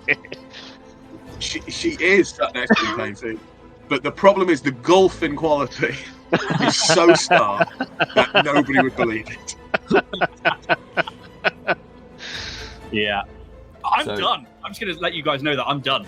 Okay, well, that's it. That gets some bonus points, but it all comes down to the public vote. For those of you joining us live, thank you very much. Talked about before finishing early.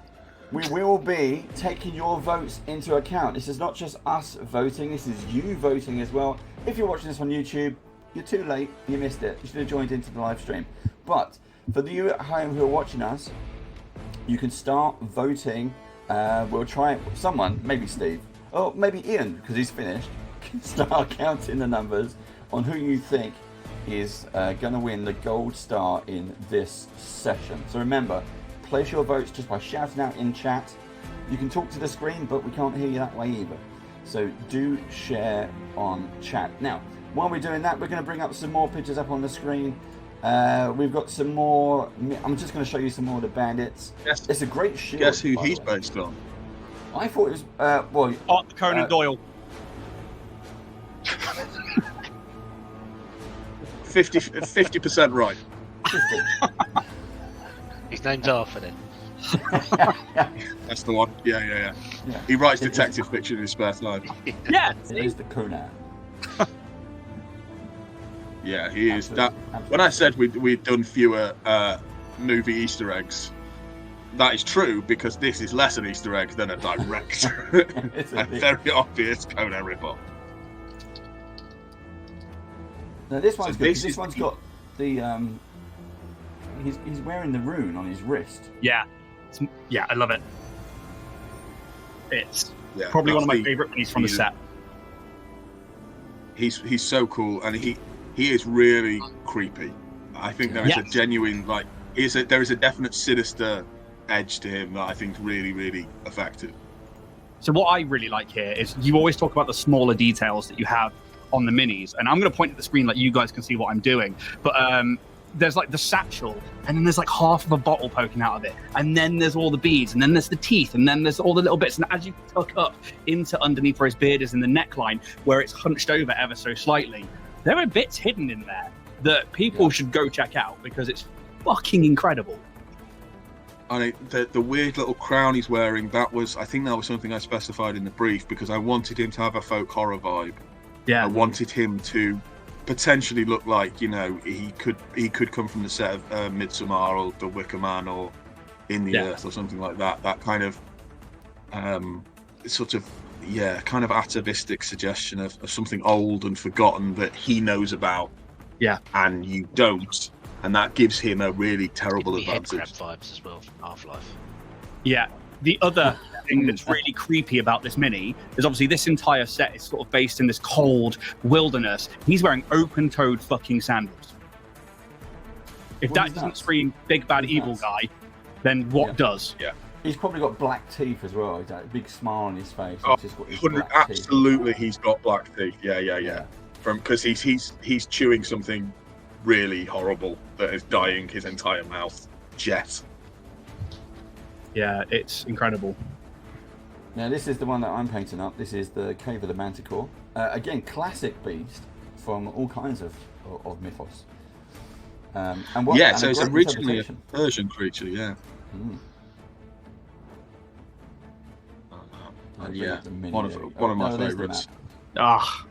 So good. I love the contrast on this as well. You've got the indoor, outdoor, daytime, nighttime. Lovely. Yeah, very proud of that set. What a minute. There it is. We did actually, talking about production issues, we did have to trim his wings considerably to make it feasible to. Right? They were bigger, and he was bigger actually. And he's still big, but he was kind of more substantial. But just because of risk of breakage, it was a factory request. They asked, can we basically reduce the size of him a little bit? So he's still. So we went back and forth a few times on that. So it was like, right, no, he's now still big enough, because sometimes they get too small, and it's a fine art negotiating and making the finished product, the miniature, as cool as we want it to be. Because he's still massive, but he was even bigger before. It's the textures you get on this particular mini, the skin textures, the chitness, because it's got the scorpion tail, and then you've got the kind of the armor layers on the legs. It's just incredible. But you mentioned making him smaller. One of the things on this one is he's almost he's more terrifying, because his wings are all ripped to pieces. You can see it on the picture there. This is something that loves to fight, and he is a scrapper. But you can see his belly is skinny. He's got exposed ribs. It's like he hasn't eaten enough. So not only is he a right scrapper, but he looks like he's starving. He is not going to hold back. This is it.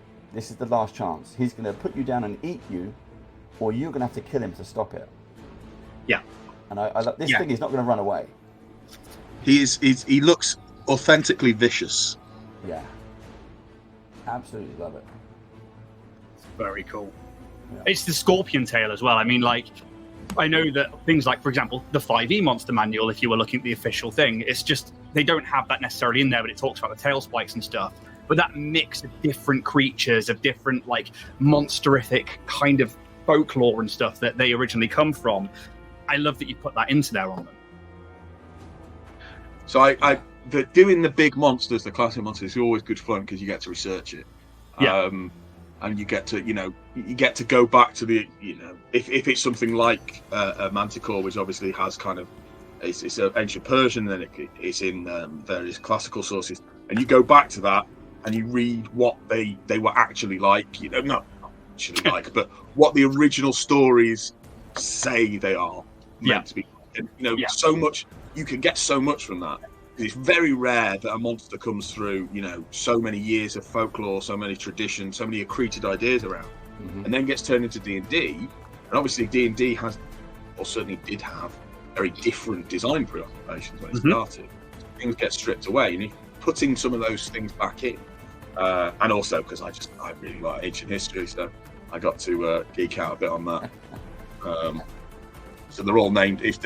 We always have 3 tiers of monster, and and I always give them different names, kind of based on some aspects of the monster. So the ones in this are Persian kings, or Achaemenid era Persian kings, in order of my preference. Nice. Right, we are at top of the hour. That is paintbrushes down for everybody. I will turn the intense battle music off. And we can now. So Richard, you get to place a vote. Okay, so we're gonna showcase everyone's minis. You at home, want people watching live, put your paintbrushes down. Also, let us know what you've been painting. But put your paintbrushes down, pay attention, and cast your vote. Steve, if you can try and keep a look at who's voting for what. So I didn't see a single vote during that. And I didn't see a single vote. Come from Rich himself. Whoever wins gets the full set of epic encounters, and that's straight from Rich. They're going to send them out free of charge. No, that's fine. If you don't, you have to source them from Ian. Yeah. Right, let's have a look. Go for it, Ian. You're up first. Let's get this to focus up a little bit better. So, trying to get that OSL around that rune. That is looking wonderful. Yeah. And trying to blend the gold into it. But my favorite bit is quite literally behind the rune on that little bit of stone. There's like these tiny little cracks and these tiny little chip marks that I really enjoyed. So yeah, I think that trying to like get the amethyst like Steve did on the kind of spike arm, as well as that different color for the OSL, was my intention there. But yeah, that's my element. I do love the contrast. The blue and the purple really does looks lovely. And in fact, we get 2 of these in the box.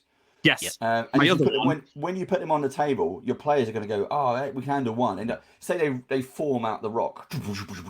Yes. Like in I can't think of the guy. The guy who was oh man, I can't think of it. Oh well. Sandman. Yeah, it's gone now. But yeah, you just put them, and then his partner arrives.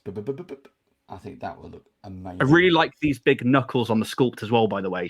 They are very fine to paint. I mean, I did like several layers of sponging instead of dry brushing, and then just went around and picked out all of those edges with a very fine, £2 brush from an art shop. Yeah. Galaxy Quest. Oh, yeah. Oh, yeah. The big rock dude. Yeah. Yeah. Galaxy Quest. Yeah. Oh, my God. Yeah, I've not seen that in years. Spot on.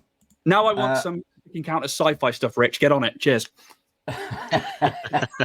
Well, I mean, why not? Why not sci-fi epic encounters? I'm not saying that I run a Starfinder stream or anything, but hey, just say it. I mean, we do have some very good friends at Paizo. So it's who knows what the future holds. And definitely love Starfinder, because I mean, who wouldn't want those adorable little teddy berry ones? Yeah, I would. Skitterman. Who wouldn't want some minis of those? Yeah. Superb. Right, Steve, you're up next. I'll give you 10 minutes to get in focus. Oh, that's awesome. Let me zoom in. I love the orange. Zoom in. Yeah, the looking orange. badass. Yeah, nice. Let me zoom in. I love the color on the main body. That kind of blue. Really, yeah, so kind of like quartzy almost. Yeah, that's what I was going for. Sort of a quartz. I didn't go as OSL. I just wanted to keep it, a bit more generally over the bodies to give it a crystal look. I will go over the rune again, because it didn't quite come out as bright as I hoped, or as bright as I was looking at it under the very bright light on the paint. And really pleased with how the sword arm came out. Yeah. And the head, I was picturing a molten rock. So that's what I was trying to do. Yeah. Love that. Something that's spit out of a volcano. Yeah, I think it's amazing. Thank you. If you'd have put gloss varnish on that central round gem thing, do you see it as a gem or more of a lava stone? There's definitely lava stone. Yeah, I would probably, if I was going to put gloss varnish on, it would be on the crystal. I think the crystal arm. Yeah. I love your directional highlights, man. That's so cool. Thank you. Really, really nice. It looks on the back. It looks cartoony. Yeah. Well, yeah. So I was going for World of Warcraft style. That's what I wanted. Yeah. Fuck you, Steve. Yeah, I can see it. So yeah, the floor was rust, but I managed to get the skull in-ish. So, right. I was happy with that. That was really nice to paint. Really, really nice to paint. Yes. Here is my attempt. So this is the Manticore. So I'm not done the same thing, but this is the Manticore. That looks really good. That is wicked. That great, yellow you've used. So there's the head. I haven't done the mane. I was going to do it like a dirty white with blood stains, but it's just coming out so well. I haven't. So we're painting again next week. By the way, we're going to continue doing these on the brush off next week. I want to finish this off, but it's a great base. I was going to put some turf, some tufts, and some skulls and stuff down. But you can see. That's really look at the cool. ribs. Yeah. Oh. Trying to make hungry, angry boy. Yeah. That and I love really good. These like pock holes in this Yeah. thing. I want to put some blood stains on the spike. I was going to do this purple as a contrast. Oh, interesting. I found some artwork online, and so if you go to D&D Beyond and put in Manticore, the artwork I'm not a fan of. And I found some artwork online, and it shows it's a lion color. So a lion, kind of that deep, rich yellow, Sahara yellow. So I tried to do that, and then this almost like goat horns on here. So it's this is bone. The teeth are there as well, and then these spikes, which I'm going to raise up, is bone as well. But this, I was going to do this like as a tattered purple. Just as a contrast. I really like how kind of sickly that kind of like that kind of yellowy, almost jaundiced. Yeah. It really plays into the kind of the desperation of it with the with the exposed ribs and the tattered wings, etc. Really cool. That has come out really well. Really, really well. Yeah. The speed paints lend themselves to that as well, I think. Like the details that Steamforge have got into there, especially like my favorite bit is across those arms that are on the wings. Yeah. Those little tiny scales, those little tiny divots, and that's been pulled out really well by that color. Yeah. And as Dave says on the tail as well, the pock marks are in the chitinous covering. They look really good. So that's it, everybody. For those of you watching live, cast your votes. And Richard, over to you. You need to cast a vote, if you would. There we go. I mean, it's a very difficult choice, but I think the magma heart of the elemental has swayed it for me. So I'm going to have to go for Steve, just because I think that's such a great idea. I wish I thought of it. Actually, I wish I'd said that in the book somewhere. Brilliant idea, and it came out so well. We have 2 for Ian. But yes, the OSL on Ian's is beautiful, and I love the Manticore. I love the choice of color. Again, not why not? So they're all fantastic. So it's 3 for Steve, 2 for Ian. Do you have another one? Well, my vote. My vote was for Steve as well. So that's. I think Baron's voted twice for Steve. So yeah, actually, I love it because I thought it looks like a cartoon. If that was in a comic, my love of comics, it looks absolutely brilliant. So well done. Thank you very much. There we go. Our winner is Gold Star Steve. Well done. Fantastic. Right. Done. We can all go home now. Wait, we are home. Awesome. We're done. Right. Thank you very much. Again, Richard, thank you. Always a pleasure to hang out and just talk and geek out. Always great to be here. Thanks for having me. Thank you very much. Ian, thank you as always. We'll see you again soon. My pleasure. Pro tips, always useful. You can find... I'll push the button, Steve, don't worry. You can find... I think Steve's got to start handing out the pro tips. I'm just here as like a rider on now. Like you just said to look good. That's what it is. I will take that. There you go.